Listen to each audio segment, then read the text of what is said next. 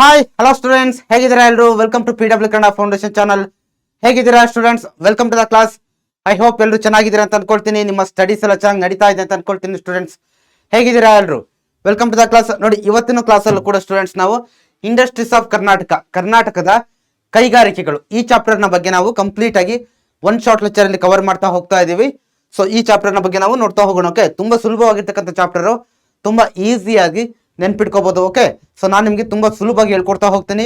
So ನೀವು ಇದೊಂದು lecture ಅನ್ನ ವಾಚ್ ಮಾಡಿದ್ರೆ, ಸೊ ನೀವು ಬೇರೆ ಯಾವುದೇ ಒಂದು ಸೋರ್ಸ್ ಅನ್ನ ಇದೊಂದು ಲೆಕ್ಚರ್ ಅನ್ನ ನೋಡಿದ್ರೆ ನಿಮಗೆ ಕಂಪ್ಲೀಟ್ ಇಡೀ ಚಾಪ್ಟರ್ ನಿಮಗೆ ಕಂಪ್ಲೀಟ್ ಆಗಿ ಕ್ಲಿಯರ್ ಆಗ್ತಾ ಹೋಗುತ್ತೆ. ಸೊ ಫೋಕಸ್ ಕೊಟ್ಟು ನೋಡ್ತಾ ಹೋಗಿ.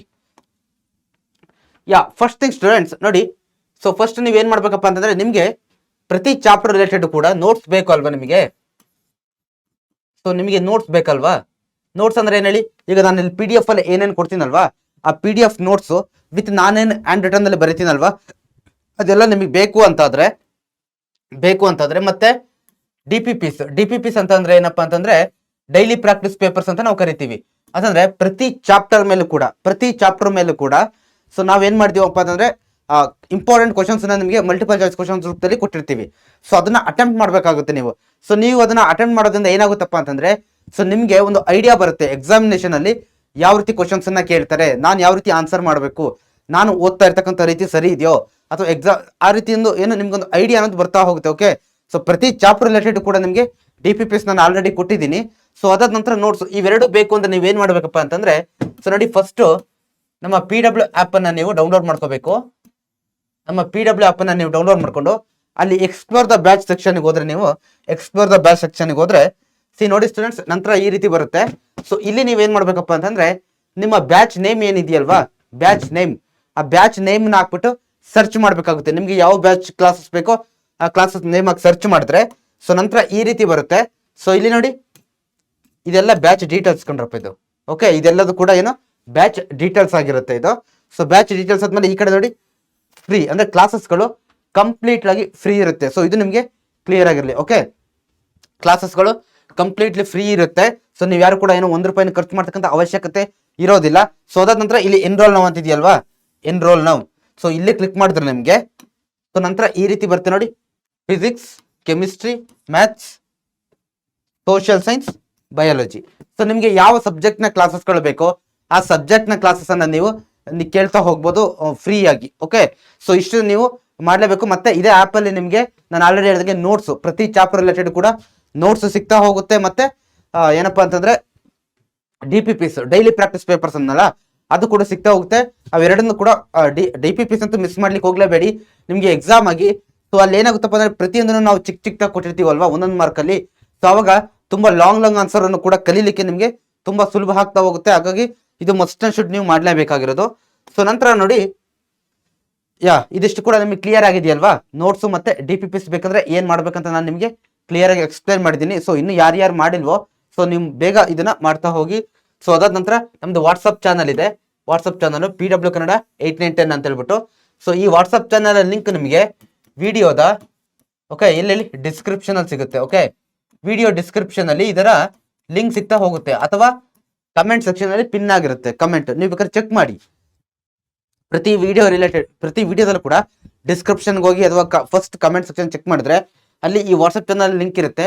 ಸೊ ಇಲ್ಲಿ ನೀವು ಜಾಯಿನ್ ಆಗೋದ್ರಿಂದ ಏನಪ್ಪಾ ಅಂತಂದ್ರೆ, ನಿಮಗೆ ಎಲ್ಲ ಒಂದು ಇಂಪಾರ್ಟೆಂಟ್ ಅಪ್ಡೇಟ್ಸ್, ಸರ್ಕಾರದಿಂದ ಬರ್ತಕ್ಕಂಥ ಎಲ್ಲ ಇಂಪಾರ್ಟೆಂಟ್ ಅಪ್ಡೇಟ್ಸ್ ಕೂಡ ಇಲ್ಲಿ ಸಿಗ್ತಾ ಹೋಗುತ್ತೆ. ಓಕೆ, ಸೊ ಮತ್ತೆ ಬೇರೆ ಇಂಪಾರ್ಟೆಂಟ್ ನಿಮಗೆ PDF ಯಾವ್ದಾದ್ರು ಬೇಕಾದ್ರೂ ಕೂಡ ನೀವು ಯಾವ ರೀತಿ ಪ್ರಿಪೇರ್ ಆಗಬೇಕು, ಮತ್ತೆ ಇಂಪಾರ್ಟೆಂಟ್ ಕ್ವಶನ್ಸ್ ಕೂಡ ಅವಾಗ ಬರ್ತಾ ಇರುತ್ತೆ ವಾಟ್ಸ್ಆಪ್ ಚಾನಲ್ ಅಲ್ಲಿ. ಸೊ ಆದಷ್ಟು ಬೇಗ ವಾಟ್ಸ್ಆಪ್ ಚಾನಲ್ ಕೂಡ ಜಾಯಿನ್ ಆಗಿ, ಲಿಂಕ್ ವಿಡಿಯೋ ಡಿಸ್ಕ್ರಿಪ್ಷನ್ ಅಲ್ಲಿ ಅಥವಾ ಕಮೆಂಟ್ ಸೆಕ್ಷನ್ ಅಲ್ಲಿ ಪಿನ್ ಆಗಿರುತ್ತೆ. ಸೊ ಇಷ್ಟು ನಿಮಗೆ ಕ್ಲಿಯರ್ ಆಗಿರಲಿ. ಓಕೆ, ಸೊ ನಂತರ ನಾವು ಏನ್ ಮಾಡೋಣಪ್ಪ ಅಂತಂದ್ರೆ, ಆಬ್ವಿಯಸ್ಲಿ ನಾವೇನ್ ಮಾಡ್ತೀವಿ ಹೇಳಿ, ಪ್ರತಿ ಕ್ಲಾಸಲ್ಲೂ ಕೂಡ ಲಾಸ್ಟ್ ಕ್ಲಾಸಲ್ಲಿ ನಾವೇನ್ ಕಲ್ತಿದ್ವಿ, ಯಾವ ಚಾಪ್ಟರ್ ಬಗ್ಗೆ ಕಲ್ತಿದ್ವಿ ಅನ್ನೋದನ್ನ ನೋಡ್ತಾ ಹೋಗ್ತೀವಲ್ವಾ. ಸೊ ಆ ರೀತಿ ನೋಡೋದಾದ್ರೆ ಲಾಸ್ಟ್ ಕ್ಲಾಸಲ್ಲಿ ನಾವು ಟ್ರಾನ್ಸ್ಪೋರ್ಟ್ ಆಫ್ ಕರ್ನಾಟಕದ ಸಾರಿಗೆ ವ್ಯವಸ್ಥೆ ಬಗ್ಗೆ ನಾವು ಕಲ್ತಿದ್ವಿ. ಸೊ ಅಲ್ಲಿ ಏನೇನು ಕಲ್ತಿದ್ವಿ, the importance of the medium of transport in ಕರ್ನಾಟಕದಲ್ಲಿ ಟ್ರಾನ್ಸ್ಪೋರ್ಟ್ ನ ಮಹತ್ವ ಏನು, ಸಾರಿಗೆಯ ಮಹತ್ವ ಏನು ಅನ್ನೋದನ್ನ ನಾವು ಕಲ್ತಿದ್ವಿ. ಯಾವ್ಯಾವ ಸಾರಿಗೆ ವ್ಯವಸ್ಥೆ ಬರುತ್ತೆ ಇದರಲ್ಲಿ, ರೋಡ್ ಟ್ರಾನ್ಸ್ಪೋರ್ಟ್ ಅಂತಂದ್ರೆ ರಸ್ತೆ ಸಾರಿಗೆ ಬಗ್ಗೆ ನಾವು ಕಲ್ತಿದ್ವಿ. ಅದ್ರಲ್ಲಿ ಯಾವ್ಯಾವ ಟೈಪ್ಸ್ ಬರುತ್ತೆ, ಮತ್ತೆ ಇಂಪಾರ್ಟೆನ್ಸ್ ಹೈವೇಸ್ ಬಗ್ಗೆನೂ ಕೂಡ ನಾವು ಕಲ್ತಿದ್ವಲ್ವಾ. ಯಾವ್ದು ಬರ್ತಿಲ್ಲ ರಸ್ತೆ ಸಾರಿಗೆ ಮತ್ತೆ ರೈಲು ಸಾರಿಗೆ ಬರ್ತಾ ಹೋಗುತ್ತೆ. ಸೊ ಅದಾದ ನಂತರ important highways national highway, state highway, district roads ಮತ್ತೆ ವಿಲೇಜ್ ರೋಡ್ಸ್, ಈ ರೀತಿ 4 ರೀತಿ ಬರ್ತಾ ಹೋಗುತ್ತೆ. ನಾನು ಚಾಪ್ಟರ್ಲಿ ಕ್ಲಿಯರ್ ಆಗಿ ಎಕ್ಸ್ಪ್ಲೇನ್ ಮಾಡಿದ್ದೀನಿ. ಸೊ ಇನ್ನೂ ಕೂಡ ಯಾರಾದ್ರೂ ವಾಚ್ ಮಾಡಿಲ್ಲ ಅಂತಂದ್ರೆ please go and watch those lectures. Okay, so ನಂತರ ನೋಡಿ the importance of railways and the important rail roads. ಅದಾದ ನಂತರ ನೋಡಿ ರಸ್ತೆ ಸಾರಿಗೆಯಲ್ಲಿ ಇಲ್ಲಿ ಬಸ್ಗಳು ಬಂದಾದ್ಮೇಲೆ ಇಲ್ಲಿ ರೈಲ್ ಬರ್ತಾ ಹೋಗುತ್ತೆ. ಇಂಪಾರ್ಟೆಂಟ್ ರೈಲ್ ರೋಡ್ಸ್ ಬಗ್ಗೆ ನಾವು ಕಲ್ತಿದ್ದೀವಿ ಲಾಸ್ಟ್ ಕ್ಲಾಸ್ ಅಲ್ಲಿ. ಕೊಂಕಣ ರೈಲ್ವೇಸ್ ಬಗ್ಗೆ ಕೂಡ ನಾವು ಕಲ್ತಿದ್ವಿ ಅಲ್ವಾ. ಸೊ ರೈಲು ಅದ್ರ ಬಗ್ಗೆ ನಾವು ಕಲ್ತಿದ್ವಿ. ನಂತರ ವಾಟರ್ ಟ್ರಾನ್ಸ್ಪೋರ್ಟ್ ಮತ್ತೆ ಏರ್ ಟ್ರಾನ್ಸ್ಪೋರ್ಟ್, ಜಲ ಸಾರಿಗೆ ಮತ್ತೆ ವಾಯು ಸಾರಿಗೆ, ಇದ್ರ ಬಗ್ಗೆ ನಾವು ಕ್ಲಿಯರ್ ಆಗಿ ಕಲ್ತಿದ್ದೀವಿ. ಸೊ ಇನ್ನೂ ಕೂಡ ಯಾರಾದ್ರೂ ಆ ಕ್ಲಾಸ್ ವಾಚ್ ಮಾಡಿಲ್ಲ ಅಂತಂದ್ರೆ please go and watch those lectures. Okay, ಆ ಕ್ಲಾಸ್ ಅನ್ನು ಕೂಡ ವಾಚ್ ಮಾಡಿ ಸ್ಟೂಡೆಂಟ್ಸ್. ಇದಿಷ್ಟು ಕೂಡ ಲಾಸ್ಟ್ ಕ್ಲಾಸ್ ನ ಬಗ್ಗೆ ಆಗಿತ್ತು. ಐ ಹೋಪ್ ನಿಮ್ಗೆ ಕ್ಲಿಯರ್ ಆಗಿದೆ ಅಂತ ಅನ್ಕೊಳ್ತೀನಿ ನಾನು.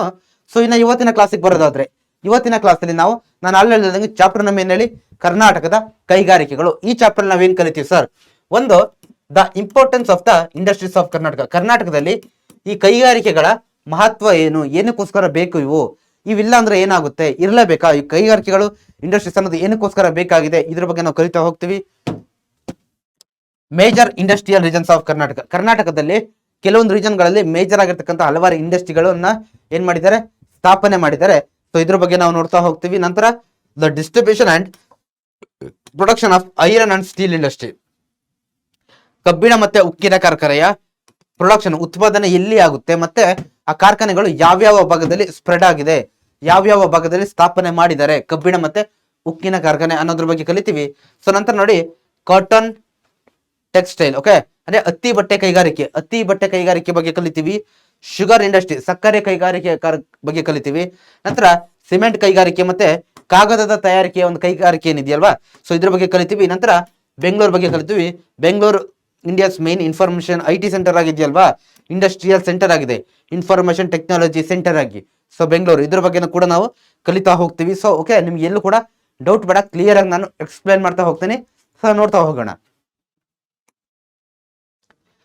ಫಸ್ಟ್ ಜನರಲ್ ಆಗಿ ನೋಡಿ, ಇಲ್ಲಿ ಕೆಲವೊಂದು ಪಿಕ್ಚರ್ಸ್ ಅನ್ನು ಕೊಟ್ಟಿದ್ದೀನಿ ನಾನು. ಸೊ ನಿಮಗೆ ಕಾಣ್ತಾ ಇದೆಯಲ್ವಾ, ನೋಡಿ ಇದು ಸ್ಟೀಲ್ ಅಲ್ವಾ.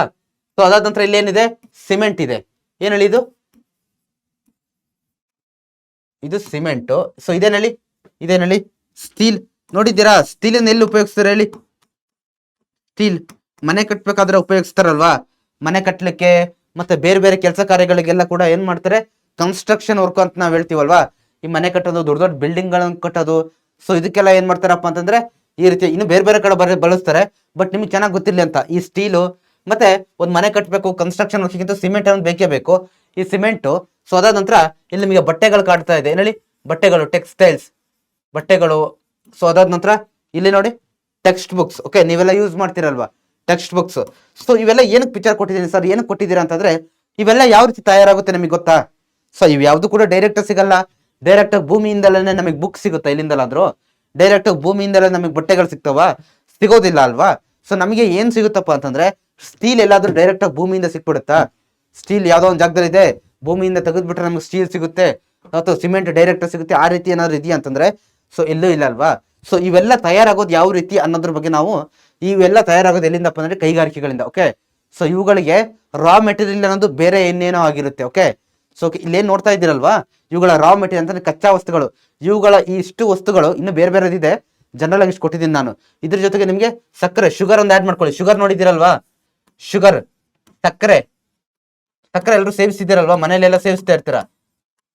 ಈ ಸಕ್ಕರೆಯನ್ನು ಸೇರಿಸ್ಕೊಳ್ಳಿ ಇದ್ರ ಜೊತೆಗೆ. ಇವೆಲ್ಲ ತಯಾರಾಗಬೇಕು ಅಂತಂದ್ರೆ ಒಂದು ಇಂಡಸ್ಟ್ರೀಸ್ ಗಳಲ್ಲೇ ತಯಾರಾಗೋದು ಇವು. ಓಕೆ, ಸೊ ಇದು ಯಾವುದು ಕೂಡ ನಮಗೆ ಡೈರೆಕ್ಟ್ ಸಿಗಲ್ಲ. ಇವುಗಳ ಪ್ರೋಸೆಸ್ ಯಾವ ರೀತಿ ಆಗುತ್ತೆ, ಇವುಗಳ ಮೇನ್ ಕಚ್ಚಾ ವಸ್ತು, ಇವುಗಳ ತಯಾರಿಕೆಗೆ ಬೇಕಾಗ್ತಕ್ಕಂಥ ಮೂಲ ವಸ್ತು ಬೇರೆ ಏನೋ ಆಗಿರುತ್ತೆ. ಆ ಬೇರೆ ವಸ್ತುವಿನಿಂದ ಅದನ್ನ ಭೂಮಿಯಿಂದ ತೆಗೆದು ಅಥವಾ ಕೃಷಿಯಿಂದಲೋ ಅಗ್ರಿಕಲ್ಚರ್ ಇಂದಲೋ ಆ ವಸ್ತುನ ತಗೊಂಡು ಅದನ್ನ ಕಾರ್ಖಾನೆಗೆ ತಗೊಂಡೋಗಿ ಅಲ್ಲಿ ಅದನ್ನ ಏನು ಮಾಡಿ ಮ್ಯಾನುಫ್ಯಾಕ್ಚರಿಂಗ್ ಪ್ರೊಸೆಸ್ ಅಲ್ಲಿ ತೊಡಗಿಸ್ಕೊಂಡು ಫೈನಲ್ ಆಗಿ ಈ ವಸ್ತುಗಳನ್ನ ಏನ್ ಮಾಡ್ತಾರಪ್ಪ ಅಂದ್ರೆ ತೊಡಗಿಸ್ತಾರೆ. ಯಾವ ರೀತಿ ಆ ಪ್ರಿಪೇರ್ ಆಗ್ತವೆ ಇಷ್ಟು ವಸ್ತುಗಳು ಅನ್ನೋದನ್ನ ನಾವು ಈ ಒಂದು ಚಾಪ್ಟರ್ ಅಲ್ಲಿ ಕ್ಲಿಯರ್ ಆಗಿ ಕಂಪ್ಲೀಟ್ ಆಗಿ ನೋಡ್ತಾ ಹೋಗ್ತೀವಿ. ಬನ್ನಿ ನೋಡ್ತಾ ಹೋಗೋಣ. ಓಕೆ, ಒಂದೊಂದನ್ನೇ ನೋಡ್ತಾ ಹೋಗೋಣ. ಸೊ ಹೋಪ್ ನಿಮ್ಗೂ ಕೂಡ ಕ್ಯೂರಿಯಾಸಿಟಿ ಇದೆ ಅಂತ ಅನ್ಸುತ್ತೆ. ಸೊ ಬುಕ್ಸ್ ಎಲ್ಲರೂ ಕೂಡ ಯೂಸ್ ಮಾಡಿರ್ತೀರಾ ಅಲ್ವಾ, ಬುಕ್ಸ್ ಎಲ್ಲರೂ ಕೂಡ ಯೂಸ್ ಮಾಡಿರ್ತೀರಾ ತುಂಬಾ ಜನ. ಬಟ್ ಅದು ಯಾವ ರೀತಿ ತಯಾರಾಗುತ್ತೆ ಅನ್ನೋದು ನಿಮ್ಗೆ ಗೊತ್ತಾ, ಎಲ್ಲಿಂದ ತಯಾರಾಗುತ್ತೆ ಅನ್ನೋದು. ಸೊ ನಾನು ಹೇಳ್ತಾ ಹೋಗ್ತೀನಿ ಬನ್ನಿ. ಸೊ ನೋಡಿ, ಸ್ಟಾರ್ಟಿಂಗ್ ಸ್ವಲ್ಪ ಇಂಟ್ರೊಡಕ್ಷನ್ ಇದೆ, ನೋಡ್ತಾ ಹೋಗೋಣ. Growth of industries place A important role in the development of any state in the economy in the country. Okay, so ನೋಡಿ ಒಂದು ದೇಶದಲ್ಲಿ ಅಥವಾ ಒಂದು ರಾಜ್ಯದಲ್ಲಿ ಆ ದೇಶ ಅಥವಾ ಆ ರಾಜ್ಯ ಗ್ರೋತ್ ಆಗ್ಬೇಕು, ಬೆಳವಣಿಗೆ ಆಗ್ಬೇಕು, ಇಂಪ್ರೂವ್ಮೆಂಟ್ ಆಗ್ಬೇಕಪ್ಪ ಅಂತಂದ್ರೆ ಈ ಗ್ರೋತ್ ಆಫ್ ಇಂಡಸ್ಟ್ರೀಸ್ ಇದೆಯಲ್ವಾ, ಇದು ಬಹಳ ಮುಖ್ಯ. ಓಕೆ, ಬಹಳ ಅಂದ್ರೆ ಬಹಳ ಬಹಳ ಮುಖ್ಯ ಆಗಿರುತ್ತೆ. ಜನರಲ್ ಆಗಿ ಒಂದು ಪಿಕ್ಚರ್ ಕೊಟ್ಟಿದ್ದೀನಿ, ಇಂಡಸ್ಟ್ರೀಸ್ ಅಂದ್ರೆ ಯಾವ ರೀತಿ ಇರುತ್ತೆ ಅಂತ. ಈ ರೀತಿ ದೊಡ್ಡದಾಗಿ ಸೆಟಪ್ ಮಾಡಿರ್ತಾರೆ. ಸೊ ನೆಕ್ಸ್ಟ್ ಇನ್ನೂ ಪಿಕ್ಚರ್ಸ್ ಇದೆ, ತೋರಿಸ್ತಾ ಹೋಗ್ತೀನಿ.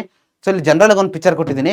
ಸೊ ಇಲ್ಲಿ ನೋಡಿ, ಈ ಗ್ರೋತ್ ಆಫ್ ಇಂಡಸ್ಟ್ರೀಸ್ ಏನಿದೆಯಲ್ವಾ, ಇದು ಕೈಗಾರಿಕೆಗಳ ಏನು ಬೆಳವಣಿಗೆ, ಇದು ಬೇಕೇ ಬೇಕು ಒಂದು ದೇಶದ ಕಂಟ್ರಿ ಡೆವಲಪ್ಮೆಂಟ್ ಆಗ್ಲಿಕ್ಕೆ ಅಂತ ಇಲ್ಲಿ ಹೇಳ್ತಾ ಇದ್ದಾರೆ. ಸರ್ ಹಾಗಾದ್ರೆ ಯಾವ ರೀತಿ ಇದನ್ನ ಹೇಳ್ತೀರಪ್ಪ ಅಂತಂದ್ರೆ, ಈಗ ನೋಡಿ ಜಸ್ಟ್ ಈ ಪಿಕ್ಚರ್ನ ನೋಡ್ತಾ ಹೋಗಿ. ಫಾರ್ ಎಕ್ಸಾಂಪಲ್ ಈಗ ಸೊ ಯಾಕೆ ಇಂಡಸ್ಟ್ರೀಸ್ಗಳು ಗ್ರೋತ್, ಈಗ ನಮ್ಗೆ ಈ ವಸ್ತು ಬೇಕಲ್ವಾ, ನಮಗೆ ಮನೆ ಕಟ್ಲಿಕ್ಕೆ ಈ ವಸ್ತು ಬೇಕು. ಸಾವಿರಾರು ಜನ ಏನು ಎಲ್ಲ ಕಡೆಯಲ್ಲೂ ಮನೆ ಕಟ್ತಾರೆ. ಓಕೆ, ದೊಡ್ಡ ದೊಡ್ಡ ಬಿಲ್ಡಿಂಗ್ ಕಟ್ತಾರೆ. ಮತ್ತೆ ಕೆಲವೊಮ್ಮೆ ಫಾರಿನ್ ಕೂಡ ನಾವೇನ್ ಮಾಡ್ತೀವಿ, ಎಕ್ಸ್ಪೋರ್ಟ್ ಮಾಡ್ತಾ ಹೋಗ್ತೀವಿ. ಓಕೆ, ಸೊ ಈ ವಸ್ತುನ ನಾವು ಫಾರಿನ್ ಎಕ್ಸ್ಪೋರ್ಟ್ ಮಾಡ್ಬೇಕಂದ್ರೆ ಈ ವಸ್ತುನ ತಯಾರಿಸಕ್ಕೆ ಏನ್ ಬೇಕೇಳಿ, ಕಾರ್ಖಾನೆಗಳು ಬೇಕೇ ಬೇಕಲ್ವಾ. ಮನೆ ಕಟ್ಬೇಕಂದ್ರೆ ಸಿಮೆಂಟ್ ಬೇಕು, ಬಟ್ ಏನ್ ಬೇಕು ಅದನ್ನ ತಯಾರಿಸಕ್ಕೆ ಇಂಡಸ್ಟ್ರೀಸ್ಗಳನ್ನೋದು ಬೇಕೇ ಬೇಕು. ಸೊ ಹಾಗಾಗಿ ಏನಪ್ಪ ಅಂದ್ರೆ ಇವೆಲ್ಲ ವಸ್ತುಗಳನ್ನ ಪ್ರತಿದಿನ ಮನುಷ್ಯರು ಬಳಸೋದ್ರಿಂದ ಮತ್ತೆ ಫಾರಿನ್ಗೂ ನಾವು ಅವಾಗವಾಗ ಎಕ್ಸ್ಪೋರ್ಟ್ ಮಾಡೋದ್ರಿಂದ ಏನಾಗುತ್ತಪ್ಪ ಅಂದ್ರೆ ಇವುಗಳ ಉತ್ಪಾದನೆಗೆ ಕಾರ್ಖಾನೆಗಳು ಬೇಕೇ ಬೇಕು. ಹಾಗಾಗಿ ಕಾರ್ಖಾನೆಗಳು ಎಷ್ಟು ಮಟ್ಟದಲ್ಲಿ ಡೆವಲಪ್ಮೆಂಟ್ ಆಗಿದೆಯೋ ಅನ್ನೋದ್ರ ಮೇಲೆ ಆ ದೇಶದ ಏನು ಗ್ರೋತ್ ಅನ್ನೋದು ಡಿಸೈಡ್ ಆಗ್ತಾ ಹೋಗುತ್ತೆ ಅನ್ನೋದನ್ನ ನಾವಿಲ್ಲಿ ನೋಡ್ತಾ ಹೋಗ್ಬೋದು. Our state has this great opportunity due to the presence of abundant mineral resource. ನೋಡಿ, ಯಾವಾಗ ಈ ಕೈಗಾರಿಕೆಗಳಂತ ಬಂದಾಗಂತೆ ನಮ್ಮ ಸ್ಟೇಟ್ ಏನಿದೆ, ನಮ್ಮ ರಾಜ್ಯ ಕರ್ನಾಟಕ ತುಂಬಾ ಏನಾಗಿದೆ, ಉತ್ತಮ ಅವಕಾಶವನ್ನು ಕರ್ನಾಟಕ ರಾಜ್ಯಕ್ಕೆ ಇದೆ ಅನ್ನೋದನ್ನ ನಾವು ನೋಡ್ತಾ ಹೋಗ್ಬೋದು. ಯಾವ ರೀತಿ presence of abundant mineral resource. Okay, ನಮ್ಮ ರಾಜ್ಯದಲ್ಲಿ ಅಂತೂ ಅಬಂಡೆಂಟ್ ತುಂಬಾ ಹೆಚ್ಚಿನ ಮಟ್ಟದಲ್ಲಿ ಖನಿಜ ಸಂಪನ್ಮೂಲಗಳು ದೊರೀತಾ ಹೋಗ್ತದೆ ನಮ್ಮ ರಾಜ್ಯದಲ್ಲಿ ಅನ್ನೋದನ್ನ ನಾವು ನೋಡ್ತಾ ಹೋಗ್ಬೋದು. ಯಾವುದು, ಐರನ್, ಸ್ಟೀಲು, ಸೊ ಅದಾದ ನಂತರ ಮ್ಯಾಂಗನೀಸು. ಓಕೆ, ಸೊ ಇನ್ನು ಬೇರೆ ಬೇರೆ ಎಲ್ಲ ಒಂದು ಗೋಲ್ಡ್ ಆಗಿರ್ಬೋದು. ನಾವು ಮಿನರಲ್ ರಿಸೋರ್ಸ್ ಆಫ್ ಕರ್ನಾಟಕ ಆ ಚಾಪ್ಟರ್ ನೋಡಿದೀವಲ್ವಾ ನಾವು, ಯಾವ್ದು ಅನ್ನೋದು. ಸೊ ನೀವಲ್ಲಿ ನೋಡಿದ್ದೀರಾ, ಹೆಚ್ಚಿನ ಪ್ರಮಾಣದಲ್ಲಿ ಏನು KGF ಗೋಲ್ಡ್ ಮೈನ್ಸ್ ಗೊತ್ತಿದೆಯಲ್ವಾ, ಹಟ್ಟಿ ಚಿನ್ನದ ಮೈನ್ಸ್. ಓಕೆ, ಅದಾದ ನಂತರ ಕರ್ನಾಟಕದ ಬರ್ತಕ್ಕಂಥ ಚಿಕ್ಕಮಂಗ್ಳೂರು ಭಾಗದಲ್ಲಿ ಬರ್ತಕ್ಕಂಥ ಐರನ್ ಓರ್ಸ್. ಓಕೆ, ಸೊ ನಂತರ ಇನ್ನು ಬೇರೆ ಬೇರೆ ಭಾಗದಲ್ಲಿ ಹಲವಾರು ಓರ್ಸ್ಗಳೇನಿದೆ, ಆ ಓರ್ಗಳೆಲ್ಲ ಆಲ್ಮೋಸ್ಟ್ ಈ ದೊಡ್ಡ ದೊಡ್ಡ ಕೈಗಾರಿಕೆಗಳಿಗೆ, ಕೆಲವೊಂದು ಕೈಗಾರಿಕೆಗಳಿಗೆ ಕಚ್ಚಾ ವಸ್ತುಗಳು, ಮೂಲ ವಸ್ತುಗಳು ಯಾವ್ದಾಗಿರುತ್ತಪ್ಪ ಅಂತಂದ್ರೆ ಆ ಓರ್ಸ್ ಆಗಿರುತ್ತೆ. ಆ ಓರ್ಸ್ ನಮ್ಮ ರಾಜ್ಯದಲ್ಲಿ ಅಬಂಡೆಂಟ್ ಆಗಿ ಸಿಗ್ತಾ ಹೋಗುತ್ತೆ. First one. Then raw materials ಅಂದ್ರೆ ಕಚ್ಚಾ ವಸ್ತುಗಳು. ಲೈಕ್ ಈಗ ಫಾರ್ ಎಕ್ಸಾಂಪಲ್ ಈಗ ಸಕ್ಕರೆ ತಯಾರು ಮಾಡ್ಬೇಕಂದ್ರೆ ಏನ್ ಬೇಕು, ಕಬ್ಬು ಬೇಕು. ಕಬ್ಬು ಏನಾಗಿದೆ, ರಾ ಮೆಟೀರಿಯಲ್ಸ್. ಅದನ್ನ ನಮ್ಮ ರಾಜ್ಯದಲ್ಲಿ ಬೆಳಿತಾರಲ್ವಾ. ಸೊ ಇದೇ ರೀತಿ ಮತ್ತೆ ಈಗ ಟೆಕ್ಸ್ಟೈಲ್ ತಯಾರಿಸ್ಬೇಕಂದ್ರೆ ಹತ್ತಿನ ಕೂಡ ನಮ್ಮ ರಾಜ್ಯದ ಹಲವಾರು ಭಾಗಗಳಲ್ಲಿ ಬೆಳಿತಾರೆ. ಸೊ ಅದನ್ನೆಲ್ಲ ಏನಾಗುತ್ತೆ, ನಮ್ಮ ರಾಜ್ಯದಲ್ಲಿ ಸಿಗ್ತಾ ಹೋಗುತ್ತೆ. Ideal climate. ನೋಡಿ, ಕ್ಲೈಮೇಟ್ ವಾತಾವರಣ ಕೂಡ ತುಂಬಾ ಉತ್ತಮವಾಗಿದೆ. ಸೊ ನೀವು ನೋಡ್ತಾ ಹೋಗ್ಬೋದು, ಬೆಂಗಳೂರಲ್ಲಿ ಸ್ಪೆಷಲಿ ಇದಿಷ್ಟು ದೊಡ್ಡ ದೊಡ್ಡ ಕಂಪನಿಗಳೆಲ್ಲ ಇವತ್ತು ನಮ್ಮ ಬೆಂಗಳೂರಿಗೆ ಬರ್ತಾ ಇದೆ. ಯಾಕೆ ಅಂತಂದ್ರೆ ಬೆಂಗಳೂರಿನ ಆ ವಾತಾವರಣ ಇದೆಯಲ್ಲ, ಅದು ದಿ ಬೆಸ್ಟ್ ಆಗಿದೆ ಅನ್ನೋದು ನಾವು ಇದೊಂದು ದೊಡ್ಡ ಎಕ್ಸಾಂಪಲ್ ಆಗಿ ನಿಮಗೆ ಕೊಡ್ತಾ ಹೋಗ್ಬೋದು. ಓಕೆ, ಈ ಚಾಪ್ಟರ್ ಲಾಸ್ಟ್ ಅಲ್ಲಿ ನಾನು ಎಕ್ಸ್ಪ್ಲೇನ್ ಮಾಡ್ತೀನಿ ಯಾವ್ಯಾವ ಕಂಪ್ನಿಗಳಿದೆ ಅಂತ. ಐಡಿಯಲ್ ಕ್ಲೈಮೇಟ್, ವಾತಾವರಣ ಅನ್ನೋದಂತೂ ತುಂಬಾ ಉತ್ತಮವಾಗಿ ಸಪೋರ್ಟ್ ಮಾಡ್ತಾ ಇದೆ ನಮ್ಮ ರಾಜ್ಯದಲ್ಲಿ. ನಂತರ ಸಫಿಶಿಯಂಟ್ ವಾಟರ್. ಓಕೆ, ಉತ್ತಮವಾದಂತ ನೀರಿನ ವ್ಯವಸ್ಥೆ ಕೂಡ ನಮ್ಮ ರಾಜ್ಯದಲ್ಲಿ ಇದೆ. ಸೊ ನಂತರ ಗುಡ್ ಟ್ರಾನ್ಸ್ಪೋರ್ಟ್ ಸಿಸ್ಟಮ್, ಉತ್ತಮವಾದಂತ ಸಾರಿಗೆ ವ್ಯವಸ್ಥೆ ಕೂಡ ನಮ್ಮ ರಾಜ್ಯದಲ್ಲಿ ಸಿಗ್ತಾ ಹೋಗುತ್ತೆ. ಓಕೆ, ಉತ್ತಮ ರಸ್ತೆಗಳಿದೆ, ಉತ್ತಮ ಸಾರಿಗೆ ವ್ಯವಸ್ಥೆ, ವಸ್ತುಗಳನ್ನ ಒಂದ್ ಕಡೆಯಿಂದ ಇನ್ನೊಂದ್ ಕಡೆ ಸಾಗಿಸ್ಲಿಕ್ಕೆ, ಜನಗಳು ಪೀಪಲ್ ಒಂದ್ ಕಡೆಯಿಂದ ಇನ್ನೊಂದ್ ಕಡೆಗೆ ಹೋಗ್ಲಿಕ್ಕೆ ಬರ್ಲಿಕ್ಕೆ ಎಲ್ಲದಕ್ಕೂ ಕೂಡ ಈ ಟ್ರಾನ್ಸ್ಪೋರ್ಟ್ ಸಿಸ್ಟಮ್ ಅನ್ನೋದು ಹೆಲ್ಪ್ ಮಾಡುತ್ತೆ. ನಂತರ ಸ್ಕಿಲ್ಡ್ ಲೇಬರ್ಸ್, ನಮ್ಮ ರಾಜ್ಯದಲ್ಲಿ ಸ್ಕಿಲ್ಡ್ ಅಂದ್ರೆ ಸ್ಕಿಲ್ ಅನ್ನೋದಿರ್ತಕ್ಕಂಥ ಏನು ಹಲವಾರು ಕಾರ್ಮಿಕರು ಕೂಡ ಇದ್ದಾರೆ. ಕೆಲಸ ಮಾಡ್ಲಿಕ್ಕೆ ಮೇನ್ ಆಗಿ ಜನ ಬೇಕಲ್ವಾ, ಕಾರ್ಮಿಕರು. ಆ ಕಾರ್ಮಿಕರು ಕೂಡ ಸಿಗ್ತಾ ಹೋಗ್ತಾರೆ. Wide market and modern technology. ನೋಡಿ, ವೈಡ್ ಮಾರ್ಕೆಟ್ ಅಂತಂದ್ರೆ ಹೆಚ್ಚಿನ ಜನ ಇಲ್ಲಿ ಏನಾಗುತ್ತೆ ಅಂದ್ರೆ ದೊಡ್ಡ ಮಟ್ಟದ ಮಾರ್ಕೆಟ್ ಇದೆ. ಇಲ್ಲಿ ಜನ ಹೆಚ್ಚಿನದಾಗಿ ಖರೀದಿ ಮಾಡ್ತಾ ಹೋಗ್ತಾರೆ ವಸ್ತುಗಳನ್ನ. ಸೊ ಅದಾದ ನಂತರ ಮಾಡರ್ನ್ ಟೆಕ್ನಾಲಜಿ, ಆಧುನಿಕ ಟೆಕ್ನಾಲಜಿಗಳು ಕೂಡ ನಮ್ಮ ರಾಜ್ಯದಲ್ಲಿ ಚೆನ್ನಾಗಿ ಗ್ರೋತ್ ಆಗಿದೆ. ಹಾಗಾಗಿ ಆ ಟೆಕ್ನಾಲಜಿಗಳನ್ನು ಕೂಡ ಬಳಸ್ಕೊಳ್ತಾರೆ, ಇನ್ನೂ ಚೆನ್ನಾಗಿ ಬಳಸ್ಕೊಳ್ತಾರೆ. ನಂತರ Karnataka is famous for a variety of industry. Karnataka ಏನಾಗಿದೆಪ್ಪ ಅಂದ್ರೆ ಇಷ್ಟು ಎಲ್ಲ ಕಾರಣಗಳಿಂದ. Okay, so due to the, ಇಲ್ಲಿಂದ ನೀವು ನೋಡಿ ಇಲ್ಲಿವರೆಗೂ ಬರೀಬೇಕಾಗುತ್ತೆ ಯಾವ್ಯಾವ ಅಂಶಗಳು ಕರ್ನಾಟಕದ ಏನೋ ಕೈಗಾರಿಕೆಗೆ ಸಪೋರ್ಟ್ ಮಾಡುತ್ತೆ ಅಂತಾದ್ರೆ. ಓಕೆ, ಸೊ ಇಷ್ಟು ನಿಮಗೆ ಕ್ಲಿಯರ್ ಆಗಿರ್ಲಪ್ಪ. ಸೊ ನೋಡಿ, Karnataka is a famous for a variety of industries. Karnataka ಏನಕ್ಕೆ ಫೇಮಸ್, ವೆರೈಟಿ ಆಗಿರ್ತಕ್ಕಂಥ ಇಂಡಸ್ಟ್ರೀಸ್ಗಳು ಈಗ ಫೇಮಸ್ ಆಗಿದೆ. ಯಾವ್ದು ವೆರೈಟಿ ಆಗಿರೋದು ಅದನ್ನ ನೆಕ್ಸ್ಟ್ ಎಕ್ಸ್ಪ್ಲೇನ್ ಮಾಡ್ತಾ ಹೋಗ್ತೀನಿ. The industries range from agriculture based small scale industries to modern large scale industries. ನೋಡಿ, ಇಂಡಸ್ಟ್ರೀಸ್ ಏನೇನಾಗಿದೆ ಅಂತಂದ್ರೆ ಈ ಕೈಗಾರಿಕೆಗಳು ಹೇಳಿದ್ನಲ್ವಾ, ಇಲ್ಲಿ ನಾನು ಜಸ್ಟ್ ಒಂದು ಪಿಕ್ಚರ್ ತೋರಿಸ್ತಾ ಇದ್ದೀನಲ್ವಾ, ಈ ಕೈಗಾರಿಕೆಗಳು ಏನಾಗಿದೆ, ಚಿಕ್ಕ ಚಿಕ್ಕ ಕೈಗಾರಿಕೆಗಳಿಂದಲೂ ಕೂಡ ಇದೆ. ಓಕೆ, ನೋಡಿ from agriculture based small scale industries. Okay, ಅಂತಂದ್ರೆ ಅಗ್ರಿಕಲ್ಚರ್ ಅಲ್ಲಿ ಬೆಳೀತಕ್ಕಂಥ ವಸ್ತುಗಳನ್ನ ಕಚ್ಚಾ ವಸ್ತುಗಳಾಗಿ ರಾ ಮೆಟೀರಿಯಲ್ ಆಗಿ ಬಳಸ್ತಕ್ಕಂಥ ಚಿಕ್ಕ ಚಿಕ್ಕ ಕೈಗಾರಿಕೆಗಳು ಇದೆ. ಸೊ ಅದಾದ ನಂತರ ಅತಿ ದೊಡ್ಡದಾಗಿರ್ತಕ್ಕಂಥ ದೊಡ್ಡ ದೊಡ್ಡ ಮಟ್ಟದ ಏನು ಕೈಗಾರಿಕೆಗಳು ಕೂಡ ಇದೆ. ಓಕೆ, ಸೊ ಎರಡು ಕೈಗಾರಿಕೆಗಳು ಕೂಡ ನಮ್ಮ ರಾಜ್ಯದಲ್ಲಿ ನಾವು ನೋಡ್ತಾ ಹೋಗ್ಬೋದು. ಇದು ನಿಮಗೆ ಕ್ಲಿಯರ್ ಆಗಿರಲಿ. ಓಕೆ, ಅಷ್ಟು ಕ್ಲಿಯರ್ ಆಗಿದೆಯಲ್ವಾ? ಸೊ ನಂತರ ನೋಡಿ, ಸೊ ಹಾಗಾದ್ರೆ ಇದಕ್ಕೆ ಯಾರು ಓಕೆ ಈ ಇಂಡಸ್ಟ್ರೀಸ್ಗಳು ಫಸ್ಟ್ ಯಾವ ರೀತಿ ಗ್ರೋತ್ ಆಗ್ತಾ ಹೋಯ್ತು ಓಕೆ ಅನ್ನೋದನ್ನ ನಾವು ನೋಡ್ತಾ ಹೋಗೋಣ. ಯಾರು ಕೊಡುಗೆ ಕೊಟ್ಟರಪ್ಪ ಅಂದ್ರೆ sir M Visvesvaraya's contribution to the development of industries in Karnataka is remarkable. ಇಲ್ಲಿ ನೋಡಿ ಪಿಕ್ಚರ್ ಹಾಕಿದ್ದೀನಲ್ವಾ, ಸರ್ ಎಂ ವಿಶ್ವೇಶ್ವರಯ್ಯನವರು. ಸೊ ಇವರ ಕೊಡುಗೆ ಅಂತೂ ಏನಿದೆಯಪ್ಪ ಅಂದ್ರೆ ಸರ್ ಎಂ ವಿಶ್ವೇಶ್ವರಯ್ಯ ಅವರು ನೋಡಿ ಇವತ್ತು ಏನೇ ಕೈಗಾರಿಕೆಗಳು ಏನೇ ಸ್ಥಾಪನೆ ಆಗಿದ್ರು ಇವರ ಕೊಡುಗೆ ಅನ್ನೋದನ್ನ ನಾವು ಯಾವ ಕಾರಣಕ್ಕೂ ಮರೀಲಿಕ್ಕೆ ಹೋಗ್ಬಾರ್ದು. ಓಕೆ, ಸೊ ಇವರ ಕೊಡುಗೆ ಅನ್ನೋದು ತುಂಬಾ ದೊಡ್ಡ ಮಟ್ಟದಲ್ಲಿ ಇದೆ ಅನ್ನೋದನ್ನ ನಾವಿಲ್ಲಿ ನೋಡ್ತಾ ಹೋಗ್ಬೋದು. ಯಾವ ರೀತಿ ಇವ್ರು ಏನೇನ್ ಮಾಡೋದನ್ನ ನಾವು ನೋಡ್ತೀವಿ. So believing in the motto industrialisation or perish. Okay, ಕೈಗಾರೀಕರಣ ಆರ್ ವಿನಾಶ ಅನ್ನೋ ಒಂದು ಏನು ಘೋಷ ಧ್ಯೇಯದಲ್ಲಿ ಇವರು ಏನಾಗಿದ್ರು ನಂಬ್ತಾ ಇದ್ರು. ಇಂಡಸ್ಟ್ರಿಯಲೈಸೇಷನ್ಗೆ ಏನ್ ಮಾಡಿದ್ರು, ಜಾಸ್ತಿ ಪ್ರಿಫರೆನ್ಸ್ ಅನ್ನ, ಇಂಡಸ್ಟ್ರೀಸ್ಗಳು ಜಾಸ್ತಿ ಸ್ಥಾಪನೆ ಆಗ್ಬೇಕು, ಕೈಗಾರಿಕೆಗಳು ಜಾಸ್ತಿ ಸ್ಥಾಪನೆ ಆಗ್ಬೇಕು ಅನ್ನೋ ಒಂದು ಉದ್ದೇಶ ಅದರಲ್ಲಿ ಒಂದು ನಂಬಿಕೆ ನೆಟ್ಟಿದ್ರು. He laid the foundation for many industries in the state. ನೋಡಿ, ನಮ್ಮ ರಾಜ್ಯದಲ್ಲಿ ಹಲವಾರು ಇಂಡಸ್ಟ್ರೀಸ್ಗಳ ಸ್ಥಾಪನೆಗೆ ಇವರು ಕಾರಣ ಆಗ್ತಾರೆ. ಯಾರು?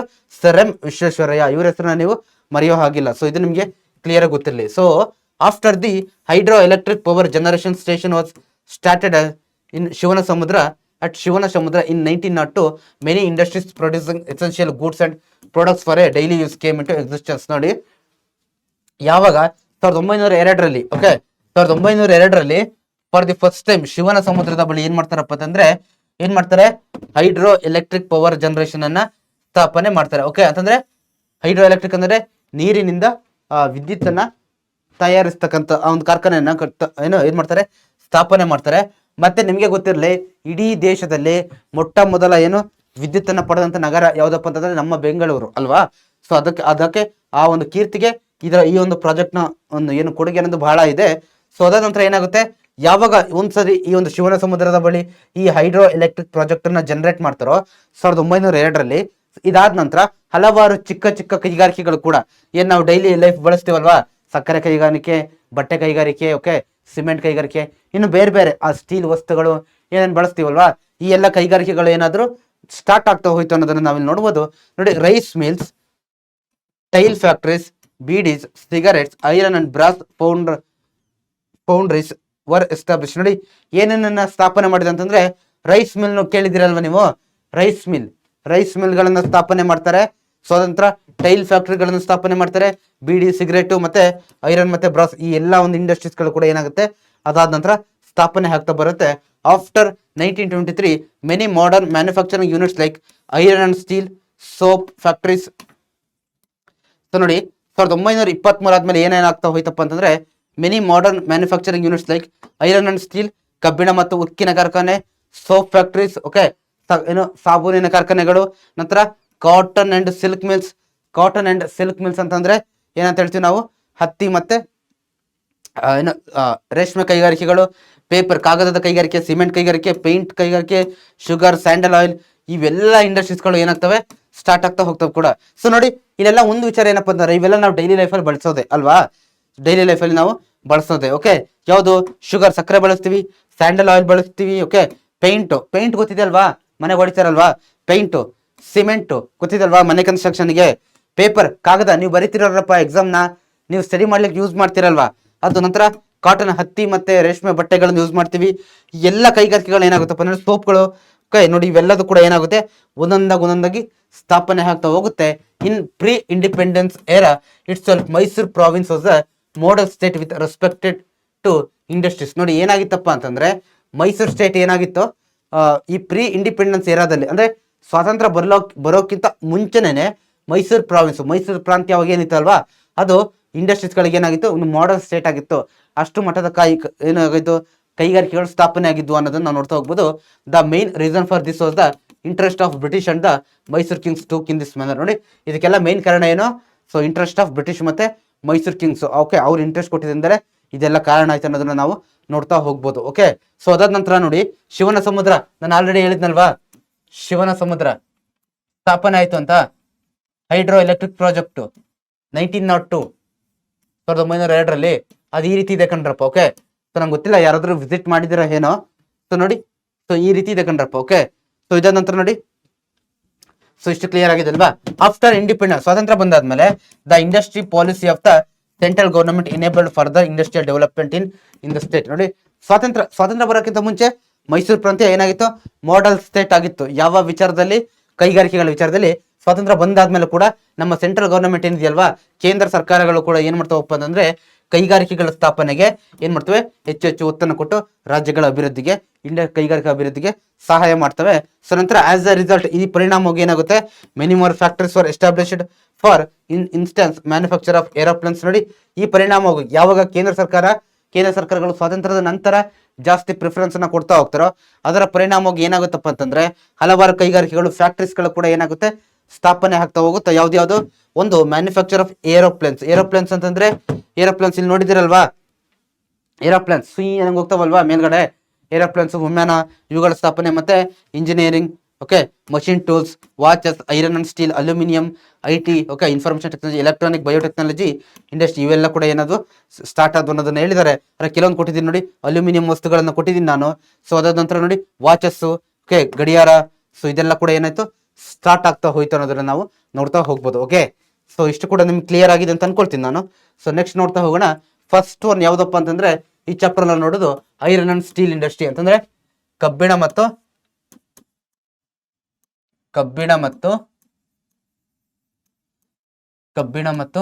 ಉಕ್ಕಿನ ಕಾರ್ಖಾನೆ. ಅಂತ ಕರಿತೀವಿ ನಾವು. ಸೊ ನೋಡಿ, ಇದ್ರ ಬಗ್ಗೆ ನಾವು ನೋಡ್ತಾ ಹೋಗೋಣ. ಸ್ಟೀಲ್ ಅಂತ ನಾನು ಸ್ಟಾರ್ಟಿಂಗ್ ತೋರಿಸಿದ್ನಲ್ವಾ, ಆ ಸ್ಟೀಲ್ ಅನ್ನ ಯಾವ ರೀತಿ ಪ್ರೊಡ್ಯೂಸ್ ಮಾಡ್ತಾರೆ ಅಂತ. ಸೊ ನೋಡಿ, Karnataka occupies the pride of place by being the first state in South India to establish an iron and steel factory. ನೋಡಿ, ಸೌತ್ ಇಂಡಿಯಾದಲ್ಲಿ, ದಕ್ಷಿಣ ಭಾರತದಲ್ಲಿ ಮೊಟ್ಟ ಮೊದಲ ಕಬ್ಬಿಣ ಮತ್ತು ಉಕ್ಕಿನ ಕಾರ್ಖಾನೆ ಸ್ಥಾಪನೆ ಮಾಡಿದಿಲ್ಲಪ್ಪ ಅಂತಂದ್ರೆ ನಮ್ಮ ಕರ್ನಾಟಕದಲ್ಲಿ. ಕ್ಲಿಯರ್, ಇಲ್ಲಿ ಸೌತ್ ಇಂಡಿಯಾ, ದಕ್ಷಿಣ ಭಾರತದಲ್ಲಿ. ಓಕೆ, ದಕ್ಷಿಣ ಭಾರತದಲ್ಲಿ ಮೊಟ್ಟ ಮೊದಲ ಬಾರಿಗೆ ಕಬ್ಬಿಣ ಮತ್ತು ಉಕ್ಕಿನ ಕಾರ್ಖಾನೆ ಸ್ಥಾಪನೆ ಮಾಡಿದ್ದು ನಮ್ಮ ಕರ್ನಾಟಕಕ್ಕೆ ಅನ್ನೋ ಒಂದು ಆ ಮಹತ್ವದ ಒಂದು ಘಟ್ಟ ಇವತ್ತಿಗೆ ಕೂಡ ನಮ್ಮ ಕರ್ನಾಟಕದಲ್ಲಿ ಇದೆ. ಓಕೆ, ನಂತರ sir M Visvesvaraya foresight enabled the started first and iron and steel industry to be set up at Bhadravati in Shivamogga district in 1923. ನೋಡಿ, ಸರ್ ಎಂ ವಿಶ್ವೇಶ್ವರಯ್ಯನವರ ಒಂದು ಪ್ರಯತ್ನದಿಂದಾಗಿ ಏನಾಗುತ್ತಪ್ಪ ಅಂತಂದ್ರೆ ಭದ್ರಾವತಿಯಲ್ಲಿ ನೋಡ್ತಾ ಇದ್ದೀರಲ್ವಾ, ವಿಶ್ವೇಶ್ವರಯ್ಯ ಕಬ್ಬಿಣ ಮತ್ತು ಉಕ್ಕು ಕಾರ್ಖಾನೆ ಅಂತ. ಈ ಒಂದು ಕಬ್ಬಿಣ ಮತ್ತು ಉಕ್ಕಿನ ಕಾರ್ಖಾನೆ ಏನಾಗುತ್ತೆ, ಸ್ಟಾರ್ಟ್ ಆಗ್ತಾ ಹೋಗುತ್ತೆ. ಎಲ್ಲಿ, ಭದ್ರಾವತಿ, ಶಿವಮೊಗ್ಗದ ಭದ್ರಾವತಿಯಲ್ಲಿ 1923ರಲ್ಲಿ, ಸ್ವಾತಂತ್ರ್ಯ ಬರ್ಲಿಕ್ಕಿಂತ ಮುಂಚೆನೆ. ಇದು ನಿಮಗೆ ಕ್ಲಿಯರ್ ಆಗಿ ಗೊತ್ತಿರಲಿ. ಫಸ್ಟ್ ಅಲ್ಲಿ ಸ್ಟಾರ್ಟ್ ಮಾಡ್ತಾರೆ ಕಬ್ಬಿಣ ಮತ್ತು ಉಕ್ಕಿನ ಕಾರ್ಖಾನೆಯನ್ನ. So that the rich and abundant iron ore deposits ಇಂದ Baba Budangiri hills Inam Dattatreya Peetha could be utilised. ನೋಡಿ, ಇದೆಲ್ಲಿ ಬರುತ್ತೆ ಹೇಳಿ, ಬಾಬಾ ಬುಡನ್ಗಿರಿ ಹಿಲ್ಸ್ ಇನಾಮ್ ದತ್ತಾತ್ರೇಯ ಪೀಠ ಎಲ್ಲಿ ಬರುತ್ತೆ, ಚಿಕ್ಕಮಂಗ್ಳೂರಲ್ಲಿ ಬರ್ತಕ್ಕಂಥದ್ದು. ಎಲ್ಲೆಲ್ಲಿ, ಚಿಕ್ಕಮಂಗ್ಳೂರಿಗೆ ನೀವು ಟೂರಿಸಮ್ಗೆ ಹೋಗಿದ್ರೆ ಆಲ್ಮೋಸ್ಟ್ ಎಲ್ಲರೂ ಕೂಡ ಹೋಗಿರ್ತೀರ ಅಂತ ಅನ್ಕೊಳ್ತೀನಿ. ಸೊ ನನಗೆ ಗೊತ್ತಿಲ್ಲ. ಓಕೆ, ಸೊ ಹೋಗಿದ್ರೆ ಕಮೆಂಟ್ ಸೆಕ್ಷನ್ ಅಲ್ಲಿ ತಿಳಿಸ್ರಪ್ಪ. ಓಕೆ, ಅಥವಾ ಚಿಕ್ಕಮಂಗ್ಳೂರವ್ರು ಯಾರಾದ್ರೂ ಇದ್ರು ಕೂಡ ತಿಳಿಸ್ಬೋದು. ಓಕೆ, ಇವಾಗ ನೋಡಿದಿರ ಅಂತ ಅನ್ಕೊಳ್ತೀನಿ. ನೋಡಿ, ಆ ಪ್ಲೇಸ್ಗೆಲ್ಲ ಹೋಗಿ, ಚಿಕ್ಕಮಂಗ್ಳೂರು ಕಂಡು ಬರುತ್ತೆ, ಅಲ್ಲೇ ಸಿಗ್ತಕ್ಕಂಥ ಆ ಒಂದು ಜಾಗ ಯಾವುದು, ಆ ಬಾಬಾ ಬುಡನ್ಗಿರಿ ಹಿಲ್ಸ್ ಅಲ್ಲಿ ಸಿಗ್ತಕ್ಕಂಥ ಏನೋ ಆ ಐರನ್ ಊರನ್ನ ಏನ್ ಮಾಡ್ತಾರಪ್ಪ ಅಂದ್ರೆ ಅಲ್ಲಿಂದ ಶಿವಮೊಗ್ಗದ ಭದ್ರಾವತಿಗೆ ಸಾಗಿಸ್ಬಿಟ್ಟು ಏನ್ ಮಾಡ್ತಾರೆ, ಈ ಒಂದು ಐರನ್ ಸ್ಟೀಲ್ ಇಂಡಸ್ಟ್ರಿ ಗ್ರೋತ್ ಆಗಲಿಕ್ಕೆ ಹೆಲ್ಪ್ ಮಾಡ್ತಾರೆ. This factory was renamed as Mysuru iron and Steel Industries Limited, MISL. Later on it was handed over to Steel authority of India Limited, SAIL, in 1989. Today it was known as Visvesvaraya Iron and steel Industry. Okay, so ನೋಡಿ, ಈ factory ನೇಮನ್ನ ಏನಂತ ಕರೀತಾರಪ್ಪ ಅಂತಂದ್ರೆ, ನೋಡಿ ಏನಂತ ಕರೀತಾರಪ್ಪ ಅಂತಂದ್ರೆ, first ಏನಂತ ಕರಿತೇವರು, Mysore iron and steel industry limited ಅಂತ ಕರೆಯೋರ. ಸೊ ನಂತರ ಇದನ್ನ ಯಾರಿಗೆ ಕೊಟ್ಟರು, ಸರ್ಕಾರದ ದಿನ ಕೊಟ್ಟರು, ಸ್ಟೀಲ್ ಅಥಾರಿಟಿ ಆಫ್ ಇಂಡಿಯಾ ಕೊಟ್ಟಾದ್ಮೇಲೆ. ಸೊ ಪ್ರೆಸೆಂಟ್ಲಿ ಇದನ್ನ ಏನಂತ ಕರೀತಾರೆ ನೋಡಿ, ಇಲ್ಲೇ ಹೆಸರಿದೆ, ಕ್ಲಿಯರ್ ಕಾಣ್ತಾ ಇದೆ ಅಂತ ಅನ್ಕೊಳ್ತೀನಿ ನಾನು, ವಿಶ್ವೇಶ್ವರಯ್ಯ ಕಬ್ಬಿಣ ಮತ್ತು ಉಕ್ಕಿನ ಕಾರ್ಖಾನೆ ಅಂತ ಹೇಳ್ಬಿಟ್ಟು ನಾವು ಇದನ್ನ ಪ್ರೆಸೆಂಟ್ ಕರಿತಾ ಹೋಗ್ತೀವಿ. ಸೊ ಇದು ನಿಮ್ಗೆ ಕ್ಲಿಯರ್ ಆಗಿರ್ಲಿ. ನಂತರ ದ ಐರನ್ ಓರ್, ದ ಕಬ್ಬಿಣದ ಅದಿರು necessary for this factory is supplied from. Okay, ನಾನು ಆಲ್ರೆಡಿ ಹೇಳಿದ್ನಲ್ವಾ, ಸ್ಟೀಲಿನ ಪ್ರೊಡ್ಯೂಸ್ ಮಾಡಬೇಕು ಅಂತಪ್ಪ ಅಂತಂದ್ರೆ, ಏನ್ ಬೇಕು ಹೇಳಿ, ವೆರಿ ಇಂಪಾರ್ಟೆಂಟ್. ಆ ಐರನ್ ಓರ್ಬೇಕು, ಇದು ಸ್ಟೀಲು. ಇದ್ರ ಬಗ್ಗೆ ನಾವು ನೋಡ್ತಾ ಇರೋದು. ಓಕೆ, ಇದ್ರ ಬಗ್ಗೆ ನಾವೀಗ ನೋಡ್ತಾ ಇರೋದು, ಇದನ್ನ ಯಾವ ರೀತಿ ತಯಾರು ಮಾಡ್ತಾರೆ ಅನ್ನೋದ್ರ ಬಗ್ಗೆ ನಾವಿಲ್ಲಿ ನೋಡ್ತಾ ಇರೋದು. ಸೊ ಬನ್ನಿ, ಸೊ ಇದನ್ನ ಯಾವ ರೀತಿ ತಯಾರು ಮಾಡ್ತಾರೆ, ಇದಕ್ಕೆ ಮುಖ್ಯವಾಗಿ ಏನ್ ಬೇಕು, ಕಬ್ಬಿಣದ ಅದಿರು ಬೇಕು. ಈ ಕಬ್ಬಿಣದ ಅದಿರು ಎಲ್ಲಿಂದ ಸಿಗುತ್ತೆ, ಭೂಮಿ ಒಳಗಡೆಯಿಂದ ಸಿಗುತ್ತೆ. ಮಿನರಲ್ ರಿಸೋರ್ಸ್ ಚಾಪ್ಟರ್ ಅಲ್ಲಿ ಇವೆರಡು ಕೂಡ ಓದಿದಿರ ಅಂತ ಅನ್ಕೊಳ್ತೀನಿ ನಾನು.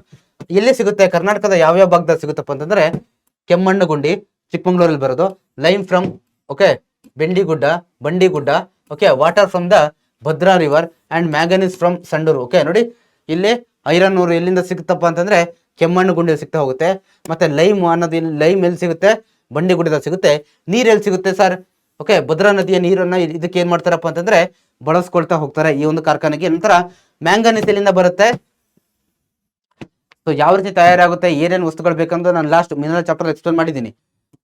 ಬಳ್ಳಾರಿಯ ತಂಡೂರಿನಿಂದ ಬರ್ತಾ ಹೋಗುತ್ತೆ ಅನ್ನೋದು ನಮಗೆ ಇಲ್ಲಿ ಕ್ಲಿಯರ್ ಆಗಿರ್ಬೇಕು ನೋಡಿ. ಸೊ ಯಾವ ರೀತಿ ಇದೆ, ಜಸ್ಟ್ ಒಂದು ಪಿಕ್ಚರ್ ಹಾಕಿದ್ದೀನಿ. ಓಕೆ, ಸೊ ಇದೇ ರೀತಿ ಇದೆಯಲ್ವಾ, ಆ ಬಾಬಾ ಬುಡಂಗಿರಿ ಆ ರೀಜನ್ಗೆ ಹೋದ್ರೆ ಜಸ್ಟ್ ಒಂದು ಪಿಕ್ಚರ್ ಹಾಕಿದ್ದೀನಿ. ಈ ರೀತಿ ಏನು ಬೆಟ್ಟ ಗುಡ್ಡಗಳ ಪ್ರದೇಶ ಇರುತ್ತೆ ಅನ್ನೋದು.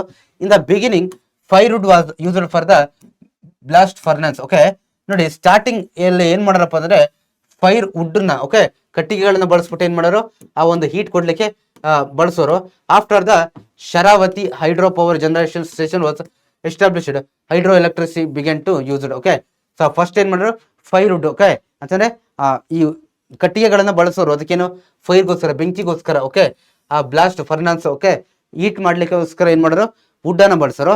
ಬಟ್ ಯಾವಾಗ ಒಂದ್ಸತಿ Sharavathi hydro power generation station start ಆಯ್ತಲ್ವಾ, ಅವಾಗ ಆ ಹೈಡ್ರೋ ಎಲೆಕ್ಟ್ರಿಕ್ ಪವರ್ ಅನ್ನ ಏನ್ ಮಾಡ್ತಾರೆ, ಬಳಸ್ತಾ ಹೋಗ್ತಾರೆ ಅಂತ ನಿಮ್ಗೆ ಗೊತ್ತಾಗ್ಬೇಕು. ಓಕೆ ನೋಡಿ, ಈ ರೀತಿ ಆ ಹೈಡ್ರೋ ಎಲೆಕ್ಟ್ರಿಕ್ ಪ್ರಾಜೆಕ್ಟ್ಗಳು ಕೂಡ ಕೈಗಾರಿಕೆಗಳ ಡೆವಲಪ್ಮೆಂಟ್ಗೆ ಕಾರಣ ಆಗ್ತಾ ಹೋಗುತ್ತೆ.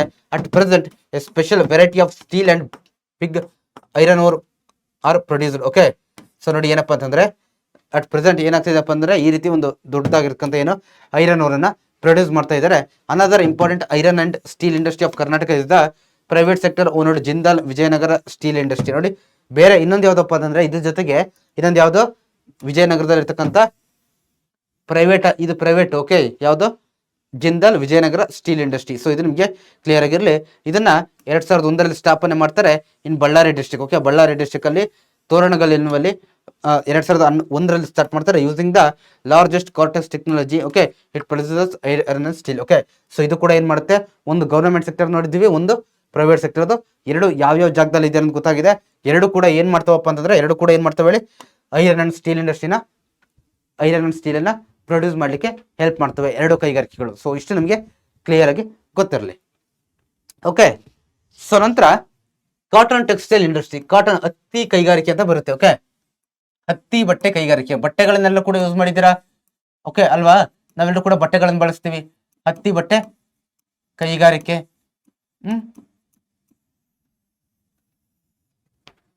ಸೊ ನೋಡಿ, ಹತ್ತಿ ನೋಡಿದಿರಲ್ವಾ, ಇದು ಫ್ಯಾಕ್ಟ್ರಿ, ಇದು ಹತ್ತಿ ಒಂದು ಏನು ಪ್ರೊಡಕ್ಷನ್ ಗಿಡದಲ್ಲಿ ಬಿಡೋದು, ಇದು ಕಾರ್ಖಾನೆ. ಅದನ್ನ ಯಾವ ರೀತಿ ಟೆಕ್ಸ್ಟೈಲ್ ಕನ್ವರ್ಟ್ ಮಾಡ್ತಾರೆ ಅಂತ. ಸೊ ಬಟ್ಟೆಗಳನ್ನೆಲ್ಲ ನಾವೇನು ಯೂಸ್ ಮಾಡ್ತೀವಿ, ಹತ್ತಿ ಬಟ್ಟೆ ಅಂತೆಲ್ಲ ಬರುತ್ತಲ್ವಾ. ಸೊ ಯಾವ ರೀತಿ ತಯಾರು ಮಾಡ್ತಾರೆ, ಇದು ಕೂಡ ವೆರಿ ಇಂಪಾರ್ಟೆಂಟ್. ನಮ್ಗೆಲ್ರಿಗೂ ಬಟ್ಟೆ ಬೇಕಲ್ವಾ, ಅದನ್ನ ಬಗ್ಗೆ ನಾವು ನೋಡ್ತಾ ಹೋಗೋಣ. ನೋಡಿ, cotton textile industries one of the modern industries established very early in the state. ನೋಡಿ, ಈ ಕಾಟನ್ ಟೆಕ್ಸ್ಟೈಲ್ ಇಂಡಸ್ಟ್ರಿ, ಹತ್ತಿ ಬಟ್ಟೆ ಕೈಗಾರಿಕೆಗಳು ಕೂಡ ಏನಾಗಿದೆ ನಮ್ಮ ರಾಜ್ಯದಲ್ಲಿ ತುಂಬಾ ಮುಂಚೆನೆ ಯಾಕೆ ಪ್ರಮುಖವಾಗಿ ಸ್ಥಾಪನೆ ಮಾಡಿದಂತ ಏನು ಇಂಡಸ್ಟ್ರಿಗಳಲ್ಲಿ ಒಂದಾಗಿದೆ. ಅತಿ ಏನು ಬೇಗ ಸ್ಟಾರ್ಟ್ ಮಾಡಿದಂಥದ್ದು. It is an agro based industry. Okay, it is an agro based industry ಅಂತಂದ್ರೆ ಏನಪ್ಪಾ ಅಂದ್ರೆ, ಆಗ್ರೋ ಅಂತಂದ್ರೆ ಅಗ್ರಿಕಲ್ಚರ್ ಬೇಸ್ಡ್ ಅಂತ ತಿಳ್ಕೊಳ್ಳಿ. Okay, agriculture, okay wait, agriculture based industry ಅಂತ. ಸರ್ ಯಾಕೆ ಕರೀತಾರೆ ಅಂತಂದ್ರೆ ನೋಡಿ, agriculture based industry. Okay, agriculture based industry ಅಂತ ನಾವು ಕರಿತೀವಿ. ಇದನ್ನ ಯಾಕೆ ಕರಿತೀವಪ್ಪ ಅಂತಂದ್ರೆ, ಸೊ ಇದಕ್ಕೆ ರಾ ಮೆಟೀರಿಯಲ್, ಈ ಹತ್ತಿ ಬಟ್ಟೆನ ತಯಾರಿಸಕ್ಕೆ ಬೇಕಾಗ್ತಕ್ಕಂಥ ಹತ್ತಿ ಎಲ್ಲಿ ಸಿಗುತ್ತೆ, ಹತ್ತಿ ನೆಲ್ ಬೆಳಿತಾರೆ ಅಗ್ರಿಕಲ್ಚರ್ ಅಲ್ವಾ. ತಮ್ಮ ಜಮೀನುಗಳಲ್ಲಿ ರೈತರು ಹತ್ತಿ ಬೆಳೆದ್ರೆ ಮಾತ್ರ ಹತ್ತಿ ಬಟ್ಟೆ ನಮಗೆ ಸಿಗೋಕೆ ಸಾಗೋದು. ಹಾಗಾಗಿ ಇದನ್ನ agro based, agriculture based industry ಅಂತ ಹೇಳ್ಬಿಟ್ಟು ಕರಿತಾ ಹೋಗ್ತೀವಿ. ಯಾಕಂದ್ರೆ ಇದಕ್ಕೆ ಹತ್ತಿ ಅನ್ನೋದು ಬೇಕೇ ಬೇಕಾಗುತ್ತೆ. ಹತ್ತಿ ಬೆಳೆಯೋದು ಅಗ್ರಿಕಲ್ಚರ್ ಅಲ್ಲಿ. From ancient times weaving cloth on hand looms was in practice in Karnataka. It is practiced even ನಾವು. ನೋಡಿ, ಸೊ ಮುಂಚೆ ಎಲ್ಲ ಏನ್ ಮಾಡಾರಪ್ಪ ಅಂತಂದ್ರೆ, ಪ್ರಾಚೀನ ಕಾಲದಿಂದ ನಮ್ಮ ರಾಜ್ಯದಲ್ಲಿ ಈ ಕೈಯಲ್ಲೇ ಬಟ್ಟೆಗಳನ್ನ ನೇಯ್ತಾ ಹೋಗೋರು. ಸೊ ಇವತ್ತು ಕೂಡ ಕೆಲವೊಂದ್ ಕಡೆ ಪ್ರಾಕ್ಟೀಸ್ ಮಾಡ್ತಾರೆ. ಓಕೆ, ಮುಂಚೆ ಏನ್ ಮಾಡೋರು, ಇವಾಗೆಲ್ಲ ಮಷಿನ್ಸ್ ಇದೆ, ಈ ರೀತಿ ದೊಡ್ಡ ದೊಡ್ಡ ಫ್ಯಾಕ್ಟ್ರಿಗಳೆಲ್ಲ ಕ್ರಿಯೇಟ್ ಆಗಿದೆ. ಆ ಮಷಿನ್ಗಳೆಲ್ಲ ಇದೆ, ಇವತ್ತು ಆ ರೀತಿ ಮಾಡ್ತಾರೆ. ಬಟ್ ಮುಂಚೆ ಆ ಹತ್ತಿನೆಲ್ಲ ಏನ್ ಮಾಡ್ರಪ್ಪ ಅಂದ್ರೆ ಕೈಯಲ್ಲೇ ಏನ್ ಮಾಡೋದು, ನೇಯ್ದು ಬಿಟ್ಟು ಆ ಬಟ್ಟೆಯನ್ನ ಪ್ರಿಪೇರ್ ಮಾಡ್ತಾ ಹೋಗೋರು ಅನ್ನೋದು ಕೂಡ ನಿಮ್ಗೆ ಇಲ್ಲಿ ಕ್ಲಿಯರ್ ಆಗಿ ಗೊತ್ತಿರಲಿ. Although cloth is produced from synthetic yarn, okay, and foreign cotton textiles are available. Indian cotton textiles are in great demand, okay. So ನೋಡಿ, ಸೊ ಇದಾದ ನಂತರ ಏನಪ್ಪ ಅಂದ್ರೆ ಭಾರತದ ಈ ಒಂದು ಕಾಟನ್ ಟೆಕ್ಸ್ಟೈಲ್ಸ್ ಇದೆಯಲ್ವಾ, ಈ ಬಟ್ಟೆಗಳು, ಇದಕ್ಕೆ ತುಂಬಾ ದೊಡ್ಡ ಮಟ್ಟದ ಏನಿದೆ ಡಿಮ್ಯಾಂಡ್ ಇದೆ ಅನ್ನೋದು ನಮಗಿಲ್ಲಿ ನಾವಿಲ್ಲಿ ನೋಡ್ತಾ ಹೋಗ್ಬೋದು, ಓಕೆ. ಸೊ ಇಷ್ಟು ನಮಗೆ ಕ್ಲಿಯರ್ ಆಗಲಿ. ಮತ್ತೆ ಫಾರಿನ್ ಕಾಟನ್ ಟೆಕ್ಸ್ಟೈಲ್ಸ್ ಕೂಡ ಏನಾಗಿದೆ ಅವೈಲೇಬಲ್ ಇದೆ, ಸಿಗ್ತಾ ಹೋಗುತ್ತೆ ಅನ್ನೋದು ನಾವಿಲ್ಲಿ ನೋಡ್ತಾ ಹೋಗ್ಬೋದು. The modern cotton mills were established towards the end of 19th century. ನೋಡಿ, ಈ 19th ಸೆಂಚುರಿಯ ಎಂಡಲ್ಲಿ ಏನ್ ಮಾಡ್ತಾರಪ್ಪ ಅಂದ್ರೆ ಮಾಡರ್ನ್ ಕಾಟನ್ ಮಿಲ್ಸ್ ಗಳನ್ನ ಏನ್ ಮಾಡ್ತಾರೆ, ಸ್ಥಾಪನೆ ಮಾಡ್ತಾ ಹೋಗ್ತಾರೆ. Ginning and spinning mills were set up in northern district, okay. Northern district ಅಂತಂದ್ರೆ ಗಿನ್ನಿಂಗ್ ಮತ್ತೆ ಸ್ಪಿನ್ನಿಂಗ್ ಮಿಲ್ಸ್ ಅನ್ನು ಕೂಡ ಏನ್ ಮಾಡಿದ್ದಾರೆ, ಆ ನಾರ್ಥರ್ನ್ ಡಿಸ್ಟ್ರಿಕ್ಟ್ಸ್ ಅಲ್ಲಿ ಏನ್ ಮಾಡಿದ್ದಾರೆ, ಫಾರ್ಮ್ ಮಾಡಿದ್ದಾರೆ ಅನ್ನೋದು ಕೂಡ ನಾವಿಲ್ಲಿ ನೋಡ್ತಾ ಹೋಗ್ಬೋದು. ಇದು ಕಾಟನ್ ಟೆಕ್ಸ್ಟೈಲ್ ಇಂಡಸ್ಟ್ರೀಸ್ ಗಳಿಗೆ ಯಾವ ರೀತಿ ಸ್ಥಾಪನೆ ಆಯ್ತು ಅನ್ನೋದನ್ನ ನಾವು ನೋಡ್ತಾ ಇದೀವಲ್ವಾ. The first MSK cotton mill was set up in 1894 at Kalaburagi, okay. ನಾನು ಆಲ್ರೆಡಿ ಹೇಳಿದ್ನಲ್ವಾ 19th ಸೆಂಚುರಿ ಎಂಡ್ ಅಂತ.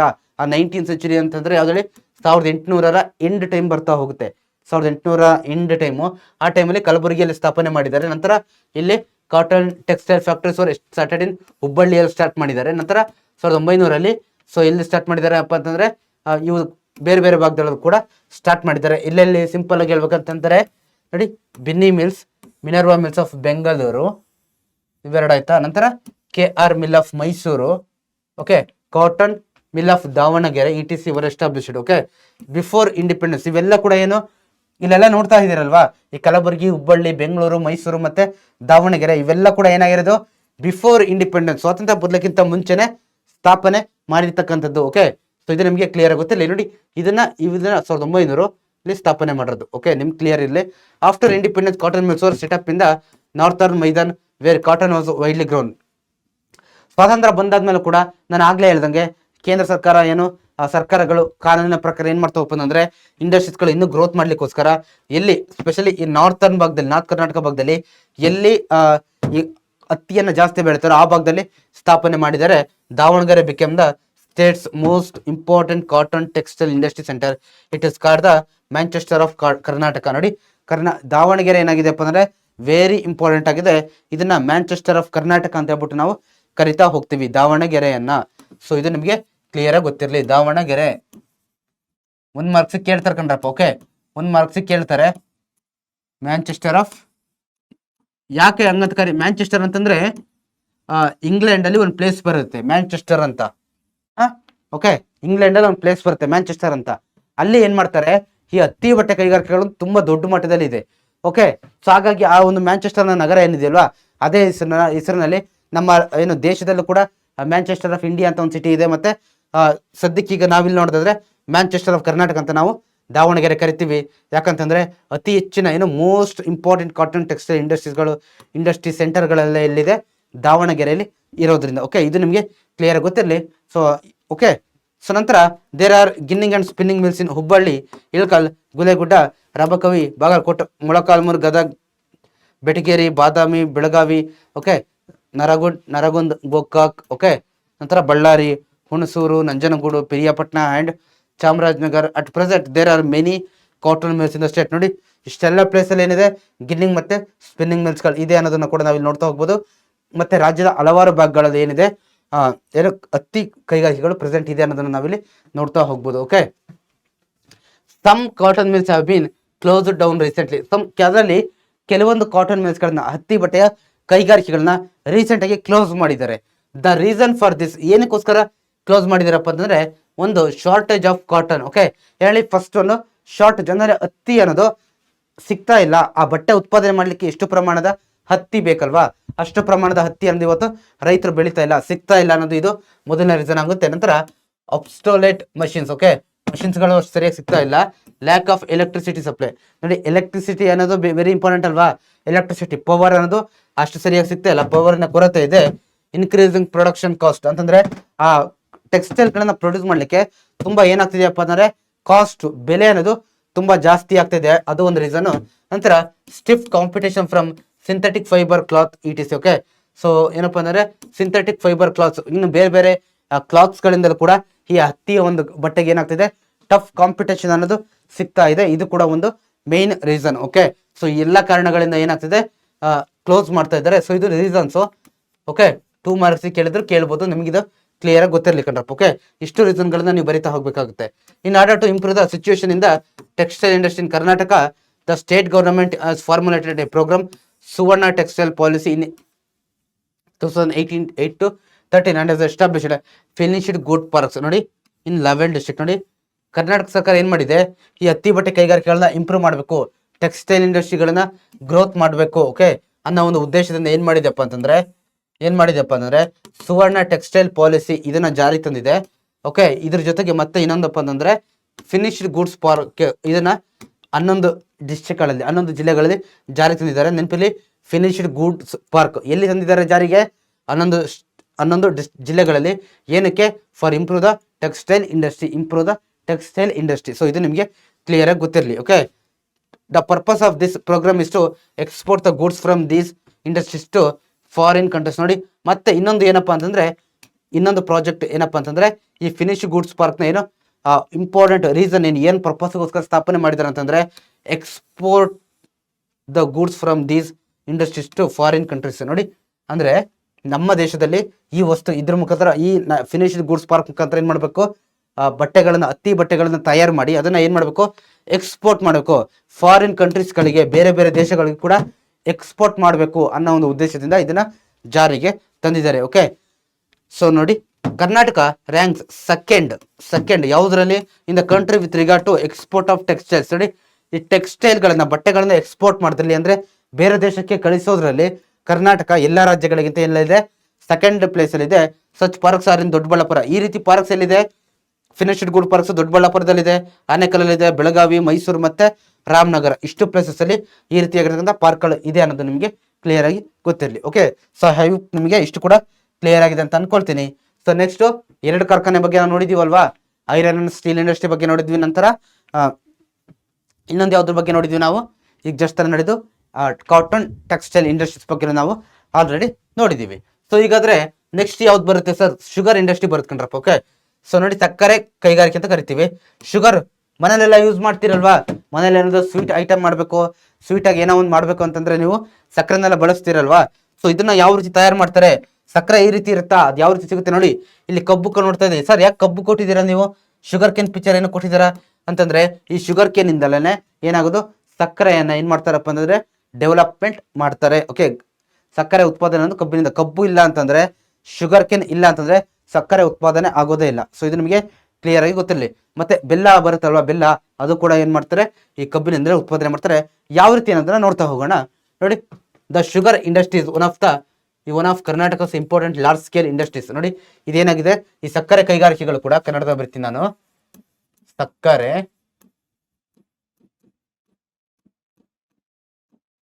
ಸಕ್ಕರೆ ಕೈಗಾರಿಕೆ ಏನಾಗಿದೆಪ್ಪ ಅಂತಂದ್ರೆ one of the large scale industries ಗಳದ್ದು, ಇದು ಅತಿ ದೊಡ್ಡ ಕೈಗಾರಿಕೆಗಳಲ್ಲಿ ಈ ಸಕ್ಕರೆ ಕೈಗಾರಿಕೆ ಕೂಡ ಬರ್ತಾ ಹೋಗುತ್ತೆ.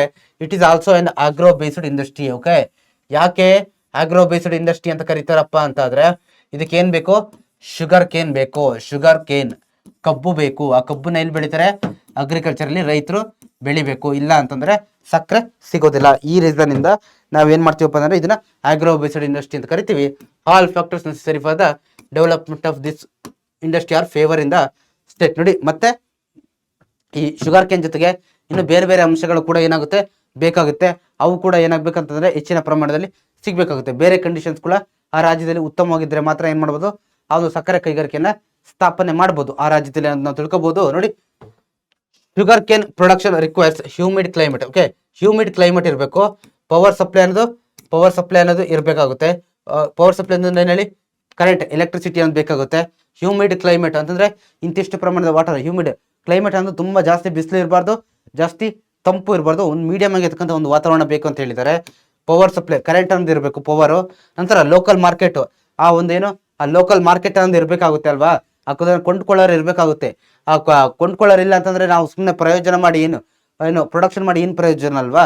ನಂತರ ಟ್ರಾನ್ಸ್ಪೋರ್ಟ್ ಸಿಸ್ಟಮ್ ವೆರಿ ಇಂಪಾರ್ಟೆಂಟ್. ಅಂತಂದ್ರೆ ಸಪೋಸ್ ಈಗ ಈ ಕಬ್ಬನ್ನ ರೈತರು ತಮ್ಮ ಹೊಲಗಳಲ್ಲಿ ಬೆಳೆದಾಗ ಈ ಹೊಲದಿಂದ ಫ್ಯಾಕ್ಟರಿಗಳಿಗೆ ಸಾಗಿಸ್ಲಿಕ್ಕೆ ಟ್ರಾನ್ಸ್ಪೋರ್ಟ್ ಸಿಸ್ಟಮ್ ಉತ್ತಮ ಸಾರಿಗೆ ವ್ಯವಸ್ಥೆ ಅನ್ನೋದು ಬೇಕೇ ಬೇಕು, ಇಲ್ಲಾಂದ್ರೆ ಯಾವ ರೀತಿ ತಗೊಂಡು ಹೋಗ್ತೀರಾ ನೀವಲ್ವಾ. This industry plays an important role in the economic development of Karnataka. So ನೋಡಿ, ಈ ಇಂಡಸ್ಟ್ರಿ ಕೂಡ ಏನಾಗುತ್ತಪ್ಪ ಅಂದ್ರೆ ನಮ್ಮ ರಾಜ್ಯದ ಎಕನಾಮಿಕ್ ಡೆವಲಪ್ಮೆಂಟ್, ಆರ್ಥಿಕ ಡೆವಲಪ್ಮೆಂಟ್ ಅಲ್ಲಿ ಉತ್ತಮವಾಗಿರ್ತಕ್ಕಂಥ ರೋಲ್ ನ ಪ್ಲೇ ಮಾಡ್ತಾ ಇದೆ ಅನ್ನೋದನ್ನ ಕೂಡ ನಾವಿಲ್ಲಿ ತಿಳ್ಕೊಬಹುದು. Sir Francis Buchanan mentions in his writing that the early part of the 19th century itself sugar was produced in Palai, Ashtagrama of Srirangapatna and Chikkaballapura. ನೋಡಿ ಏನ್ ಮಾಡಿದಪ್ಪ ಅಂದ್ರೆ as a part of the 19th century ಅಂದ್ರೆ 1800ರ ಅರ್ಲಿ ಪಾರ್ಟ್ ಅಲ್ಲಿ Sir Francis Buchanan ಅವ್ರು ತಿಳಿಸಿರುವ ಹಾಗೆ ಏನಾಗಿದೆ ಅಂದ್ರೆ ಶುಗರ್ ಅನ್ನ ಎಲ್ಲಿ ಪ್ರೊಡ್ಯೂಸ್ ಮಾಡ್ತಿದ್ರು, ಶ್ರೀರಂಗಪಟ್ಟಣ ಮತ್ತೆ ಚಿಕ್ಕಬಳ್ಳಾಪುರದಲ್ಲಿ. ಚಿಕ್ಕಬಳ್ಳಾಪುರದಲ್ಲಿ ಆವಾಗ್ಲೇನೆ ಪ್ರೊಡ್ಯೂಸ್ ಮಾಡ್ತಾ ಇದ್ರು ಅನ್ನೋದನ್ನ ಇಲ್ಲಿ ತಿಳಿಸಿದ್ದಾರೆ. ಯಾವಾಗ early part of 19th century ಅಂತಂದ್ರೆ 1800 ಇಸ್ವಿ ಸ್ಟಾರ್ಟ್ ಆಯ್ತಲ್ವಾ, ಆ ಟೈಮಲ್ಲಿ. Record show that these towns were producing sugar in 1847 and had won prizes in the London exhibition. ನೋಡಿ ಆವಾಗ್ಲೇನೆ ಏನಪ್ಪಾ ಅಂತಂದ್ರೆ ಈ ಟೌನ್ಗಳಲ್ಲಿ ಈ ಎರಡು ಟೌನ್ಗಳ ಮುಖಾಂತರ ಏನ್ ಮಾಡ್ತಾ ಇದ್ರು, ವೆರಿ ಇಂಪಾರ್ಟೆಂಟ್ 2 ಟೌನ್ಗಳನ್ನ ಬರ್ದಿಟ್ಕೊಳ್ಳಿ. ಈ 2 ಟೈಮಲ್ಲಿ ಶುಗರ್ ಅನ್ನು ಅವಾಗಲೇ ಪ್ರೊಡ್ಯೂಸ್ ಮಾಡ್ತಾ ಇದ್ರು. ಮತ್ತೆ 1847 1847ರಲ್ಲಿ ಈ 2 ಮತ್ತೆ ಏನಾಗಿದೆಪ್ಪ ಅಂತಂದ್ರೆ ಪ್ರೊಡ್ಯೂಸ್ ಮಾಡ್ತಾ ಇದ್ರು. ನಂತರ ಲಂಡನ್ ನಲ್ಲಿ ನಡೆದಂತ ಒಂದು ಎಕ್ಸಿಬಿಷನ್ ಅಲ್ಲಿ ಏನಾಗಿದೆ, ಪ್ರೈಸ್ ಗಳನ್ನು ಕೂಡ ಪಡ್ಕೊಂಡಿದೆ ಅನ್ನೋದನ್ನ ಕೂಡ ನಾವಿಲ್ಲಿ ನೋಡ್ತಾ ಹೋಗ್ಬೋದು.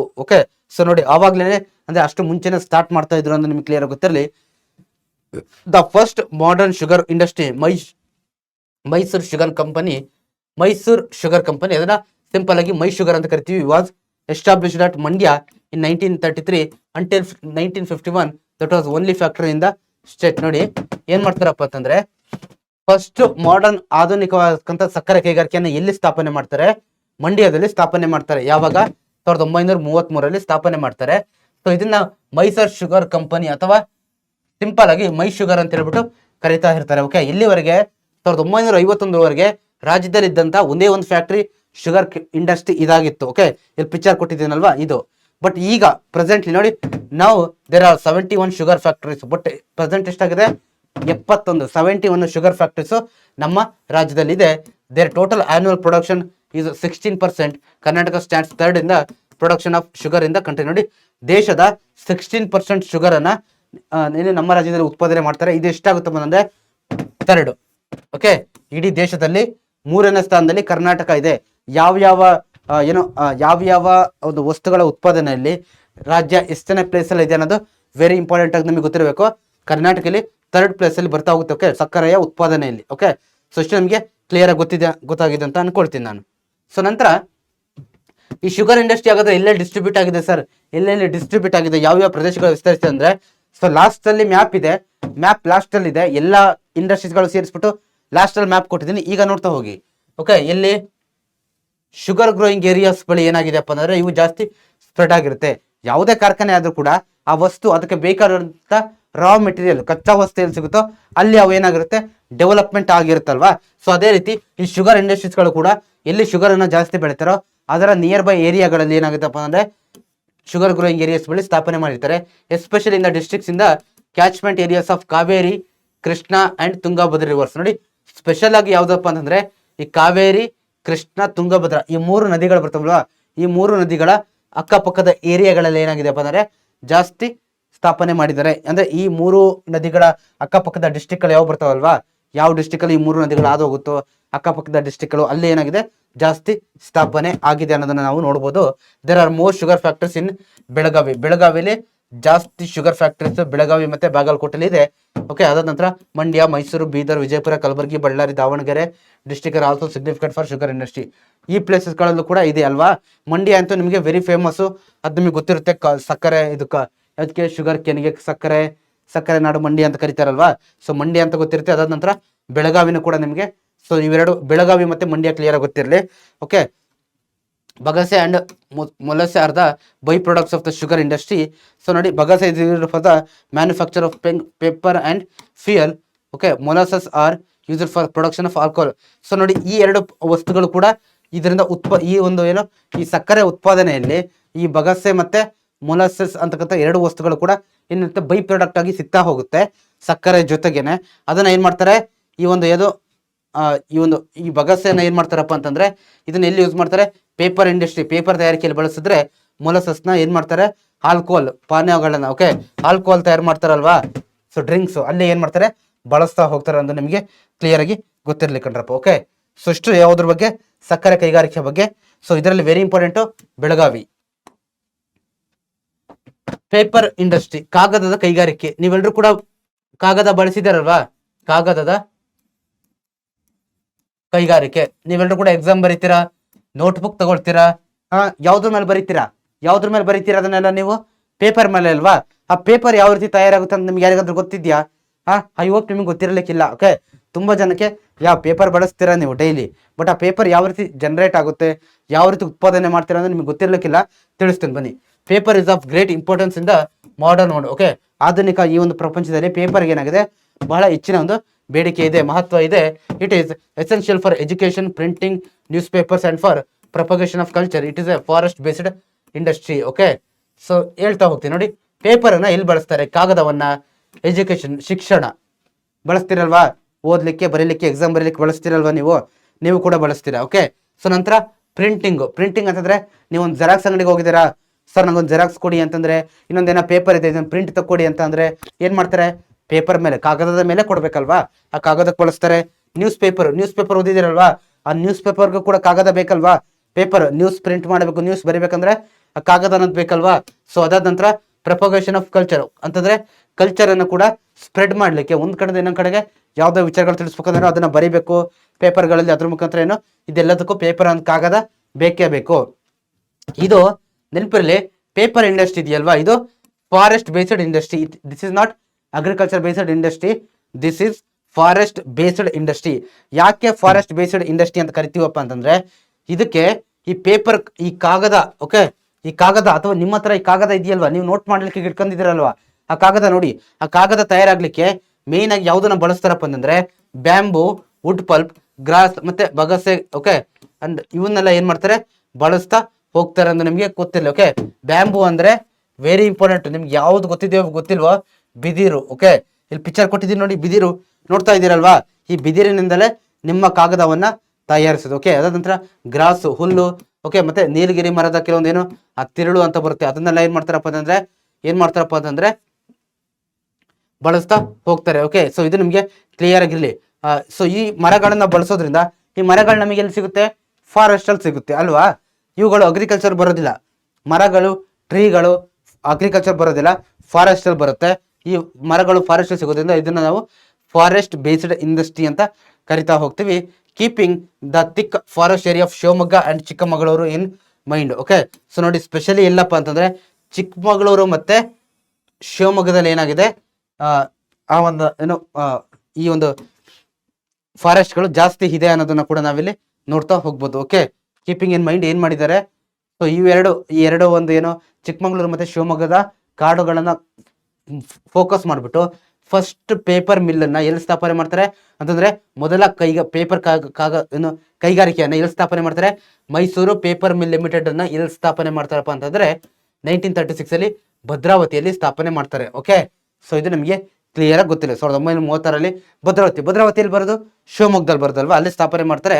Litre private company West coast paper Mill was started at Dandeli ಅಂದ್ರೆ ಉತ್ತರ ಕನ್ನಡದ ದಾಂಡೇಲಿಯಲ್ಲಿ. ನಂತರ ವೆಸ್ಟ್ ಕೋಸ್ಟ್ ಪೇಪರ್ ಮಿಲ್ ಅನ್ನು ಕೂಡ ಸ್ಥಾಪನೆ ಮಾಡ್ತಾರೆ. ಅಂತಂದ್ರೆ ಆ ಕಚ್ಚಾ ವಸ್ತುಗಳು, ರಾ ಮೆಟೀರಿಯಲ್ ಎಲ್ಲಿ ಸಿಗುತ್ತಲ್ವಾ, ಅದಕ್ಕೆ ಏನಾಗಿರ್ಬೇಕು, ತುಂಬಾ ಹತ್ತಿರದಲ್ಲಿ ಇರಬೇಕು. ಓಕೆ, ಆ ರೀತಿ ಕಾರ್ಖಾನೆಗಳನ್ನ ಸ್ಥಾಪನೆ ಮಾಡ್ತಾರೆ. ಸೊ ಇಲ್ಲಿ ಪಿಕ್ಚರ್ ಕೊಟ್ಟಿದ್ದೀನಿ ನೋಡಿ, first one the Mysore paper mill limited ಅಂತ ಹೇಳಿದ್ನಲ್ವಾ, ಒಳಗಡೆ ಪಿಕ್ಚರ್ ಇಲ್ಲ, ಹೊರಗಡೆದು ಜಸ್ಟ್ ಪಿಕ್ಚರ್ ಈ ರೀತಿ ಇದೆ. ಓಕೆ, ಆ ಒಂದು ಕಾರ್ಖಾನೆದು bamboo, okay, eucalyptus tree pulp from in nearby forest, water from the Kali ರಿವರ್ನ ನೀರು ಮತ್ತೆ electricity from Jog are supply to this mill. Okay, ನೋಡಿ, ಈ ಎಲ್ಲಾ ಒಂದು ಮಿಲ್ಗಳಿಗೆ ಏನ್ ಮಾಡ್ತಾರಪ್ಪ ಅಂತಂದ್ರೆ, ಈ ಮಿಲ್ಗಳಿಗೆ ಈ ದಾಂಡೇಲಿಯ ಮಿಲ್ ಏನಿದೆಯಲ್ವಾ, ವೆಸ್ಟ್ ಕೋಸ್ಟ್ ಪೇಪರ್ ಮಿಲ್, ಇದಕ್ಕೆ ಏನ್ ಮಾಡ್ತಾರಪ್ಪ ಅಂತಂದ್ರೆ ಬ್ಯಾಂಬೂ ಮತ್ತೆ ಆ ನೀಲಗಿರಿ ಮರಳದ ಒಂದು ತಿರುಳು ಅಂತ ಬರುತ್ತಲ್ವಾ, ಬ್ಯಾಂಬೂ ಅಂತಂದ್ರೆ ಬಿದಿರು, ಇದನ್ನ ಆ ನಿಯರ್ ಬೈ ಫಾರೆಸ್ಟ್ಗಳು, ಉತ್ತರ ಕನ್ನಡದಲ್ಲೂ ಕೂಡ ಹೆಚ್ಚಿನ ಮಟ್ಟದ ಫಾರೆಸ್ಟ್ ಇದೆ ಅಲ್ವಾ. ಸೊ ಆ ಫಾರೆಸ್ಟ್ ಇಂದ ಏನ್ ಮಾಡ್ತಾರೆ, ಆ ಒಂದು ಮರಗಳನ್ನ ಪಡ್ಕೊಂಡು ಕಾಗದ ತಯಾರಿಕೆಗೆ ಬಳಸ್ತಾರೆ. ಸೊ ಅದಾದ ನಂತರ ಕಾಳಿ ರಿವರ್ನ ಒಂದು ನೀರನ್ನ ಕೂಡ ಅಲ್ಲಿ ಬಳಸ್ತಾರೆ. ನಂತರ ಎಲೆಕ್ಟ್ರಿಸಿಟಿ ಫ್ರಮ್ ಜೋಗ್, ಓಕೆ, ಜೋಗ್ನ ಒಂದು ಏನು ಆ ಒಂದು ಜೋಗಲ್ಲಿ ಕ್ರಿಯೇಟ್ ಆಗ್ತಕ್ಕಂಥ ಹೈಡ್ರೋ ಎಲೆಕ್ಟ್ರಿಕ್ ಪವರ್ ಇಂದ ಏನು ಕರೆಂಟನ್ನು ಬಳಸ್ಬಿಟ್ಟು ಆ ಒಂದು ಕಾಗದವನ್ನ ತಯಾರಿಸಲಿಕ್ಕೆ ಹೆಲ್ಪ್ ಮಾಡ್ತಾರೆ ಅನ್ನೋದು ಕೂಡ ನಿಮಗೆ ಕ್ಲಿಯರ್ ಆಗಿ ಗೊತ್ತಿರಲಪ್ಪ. ಓಕೆ, ಯಾವತ್ತೂ ಕೂಡ ಒಂದು ಕಾರ್ಖಾನೆ ನಡಿಬೇಕು ಅಂತ ಅಂತಂದ್ರೆ ಒಂದು ರಾ ಮೆಟೀರಿಯಲ್ ಬೇಕು, ನೀರು ಬೇಕು, ಎಲೆಕ್ಟ್ರಿಸಿಟಿ. ಒಂದು ಕಾರ್ಖಾನೆಗೆ ಮೇನ್ ಆಗಿ ಏನ್ ಬೇಕು ಹೇಳಿ, ಒಂದು ರಾ ಮೆಟೀರಿಯಲ್ ಬೇಕು ಅಲ್ವಾ, ಕಚ್ಚಾ ವಸ್ತುಗಳು. ಅದು ಅಗ್ರಿಕಲ್ಚರ್ ಬೇಸ್ಡ್ ಆಗಿರ್ಬೋದು ಅಥವಾ ಫಾರೆಸ್ಟ್ ಬೇಸ್ಡ್ ಆಗಿರ್ಬೋದು. ಅದಾದ ನಂತರ ವಾಟರ್ ಅಂದು, ಈ ವಾಟರ್ಗೆ ಏನ್ ಡಿಪೆಂಡ್ ಆಗಿರ್ತಾರೆ ಹೇಳಿ, ಅಕ್ಕಪಕ್ಕದ ನದಿಗಳು ಯಾವ್ದಿರುತ್ತೋ ಅದ್ರ ಮೇಲೆ ಡಿಪೆಂಡ್ ಆಗಿರ್ತಾರೆ. ಅದಾದ ನಂತರ ಎಲೆಕ್ಟ್ರಿಸಿಟಿ. ಎಲೆಕ್ಟ್ರಿಸಿಟಿ ಅಂತಂದ್ರೆ ವಿದ್ಯುತ್. ಆ ವಿದ್ಯುತ್ಗೆ ಎಲ್ಲಿ ಡಿಪೆಂಡ್ ಆಗಿರ್ತಾರೆ, ಈ ವಾಟರ್ ಎಲ್ಲಿ ಆ ನದಿ ಎರಿತಾ ಇರ್ತಲ್ವಾ ಅಲ್ಲೆಲ್ಲಿ ಹೈಡ್ರೋ ಎಲೆಕ್ಟ್ರಿಕ್ ಪ್ರಾಜೆಕ್ಟ್ ಅನ್ನ ಸ್ಥಾಪನೆ ಮಾಡಿರ್ತಾರಲ್ವಾ, ಅಲ್ಲಿ ಏನ್ ಮಾಡ್ತಾರಪ್ಪ ಅಂತಂದ್ರೆ ಏನ್ ಮಾಡ್ತಾರೆ ಹೇಳಿ, ಆ ಒಂದು ಎಲೆಕ್ಟ್ರಿಸಿಟಿನ ಸಪ್ಲೈ ಮಾಡ್ತಾ ಹೋಗ್ತಾರೆ. There are some more paper mills at Nanjangud. Okay, ಎಲ್ಲೆಲ್ಲಿದೆ ಪ್ರೆಸೆಂಟ್ಲಿ ಹೆಚ್ಚು ಹೆಚ್ಚು ಕಾಗದದ ಕೈಗಾರಿಕೆಗಳು ಎಲ್ಲೆಲ್ಲಿದೆ, ನಂಜನಗೂಡಲ್ಲಿ ಇದೆ, ಕೃಷ್ಣರಾಜಸಾಗರದಲ್ಲಿ ಇದೆ, ಸತ್ಯಾಗಾಲದಲ್ಲಿ ಇದೆ. ಓಕೆ, ನಂತರ ಮುಂಡಗೋಡು, ಓಕೆ, ಮುನಿರಾಬಾದ್, ಯಡಿಯೂರ್ ಅಂಡ್ ಬೆಂಗಳೂರು. ಇಷ್ಟು ಭಾಗದಲ್ಲಿ ಏನಿದೆಯಪ್ಪ ಅಂತಂದ್ರೆ ಕಾಗದದ ಕೈಗಾರಿಕೆಗಳಿದೆ. ಕರ್ನಾಟಕ ರ್ಯಾಂಕ್ಸ್ ವೆರಿ ಇಂಪಾರ್ಟೆಂಟ್ ನೋಡಿ, 4th. ಕಾಗದದ ತಯಾರಿಕೆಯಲ್ಲಿ ಕರ್ನಾಟಕ ಇಡೀ ದೇಶದಲ್ಲಿ 4ನೇ ಸ್ಥಾನದಲ್ಲಿ ಇದೆ ಅನ್ನೋದು ಕೂಡ ನಿಮಗೆ ಕ್ಲಿಯರ್ ಆಗಿ ಗೊತ್ತಿರ್ಬೇಕಪ್ಪ. ಓಕೆ, ಸೊ ನಂತರ ಯಾವ್ದು ಬರುತ್ತೆ, ಸಿಮೆಂಟ್ ಇಂಡಸ್ಟ್ರಿ ಬರುತ್ತೆ. ಸಿಮೆಂಟ್ ಇಂಡಸ್ಟ್ರಿ ಬಗ್ಗೆ ನಾವು ನೋಡ್ತಾ ಹೋಗೋಣ. ಓಕೆ, ಸಿಮೆಂಟಿನ ಯಾವ ರೀತಿ ತಯಾರಿಸ್ತಾರೆ, ಸಿಮೆಂಟ್ ನೋಡಿದಿರಲ್ವಾ, ಸಿಮೆಂಟ್ ಎಲ್ಲಿ ಬಳಸ್ತಾರೆ, ಈ ತರ ಚೀಲದಲ್ಲಿ ಇರುತ್ತೆ. ಅದಕ್ಕೆ ಬೇರೆ ಬೇರೆ ನೇಮ್ ಎಲ್ಲ ಕೊಡ್ತಾರೆ. ಓಕೆ, ಸಿಮೆಂಟ್ ಎಲ್ಲ ತಯಾರು ಮಾಡಿ ಅದಕ್ಕೆ ACC cement, UltraTech cement, so ಎಲ್ಲ ಕೇಳಿದ್ದೀರ ಅಂತ ಅನ್ಕೊಳ್ತೀನಿ ನಾನು. ಈ ರೀತಿ ಸಿಮೆಂಟ್ಗಳನ್ನ ಯಾವ ರೀತಿ ತಯಾರು ಮಾಡ್ತಾರೆ ಸರ್ ಅನ್ನೋದನ್ನ ಈಗ ನಾವು ನೋಡ್ತಾ ಹೋಗೋಣ. Okay, since urbanisation and industrialization has increased in Karnataka, the demand for cement in construction activities also increased ನೋಡಿ. ಅರ್ಬನೈಸೇಷನ್ ಅಂತಂದ್ರೆ ನಗರೀಕರಣ ಅಂತ ಹೇಳ್ಬಿಟ್ಟು ನಾವು ಕರಿತೀವಿ. ಏನ್ ಹೇಳಿ, ನಗರೀಕರಣ ಅಂತ ಕರಿತೀವಿ. ನಂತರ ಇಂಡಸ್ಟ್ರಿಯಲೈಸೇಷನ್ ಅಂತಂದ್ರೆ ಏನ್ ಹೇಳಿ, ಕೈಗಾರಿಕೀಕರಣ ಅಂತ ಕರಿತೀವಿ. ಸಿಂಪಲ್ ಆಗಿ ನೋಡಿ, ಯಾವಾಗ ನಗರಗಳು ಜಾಸ್ತಿ ಬೆಳೀತಾ ಹೋಯ್ತು, ಓಕೆ ನೋಡಿ, ಜನಗಳು ಮುಂಚೆ ಎಲ್ಲಿದ್ರು, ರೂರಲ್ ಏರಿಯಾದಲ್ಲಿ ಇದ್ರು. ಓಕೆ, ಸೊ ಜನ ಯಾವಾಗ ರೂರಲ್ ಏರಿಯಾದಿಂದ ಓಕೆ ಸಿಟಿಗಳಿಗೆ ಬರ್ಬೇಕಂತ ಬರ್ತಾರೋ ಅವಾಗ ಸಿಟಿಗೆ ಬಂದಾಗ ಏನಾಗ್ತಾರೆ, ಈಗ ಪ್ರತಿಯೊಬ್ಬರಿಗೂ ಕೂಡ ಮಸ್ಟ್ ಅಂಡ್ ಶುಡ್ ಮನೆ ಅನ್ನೋದು ಬೇಕೇ ಬೇಕಲ್ವಾ, ಅವ್ರು ವಾಸ ಮಾಡ್ಲಿಕ್ಕೆ. ಮನೆ ಇಲ್ದೆಲ್ಲ ಯಾರು ಇರೋದಿಲ್ಲ. ಆ ಮನೆ ಕಟ್ಟಲಿಕ್ಕೆ ಒಂದು ಹೆಚ್ಚು ಹೆಚ್ಚು ಮನೆಗಳನ್ನ ಕಟ್ಟಬೇಕು.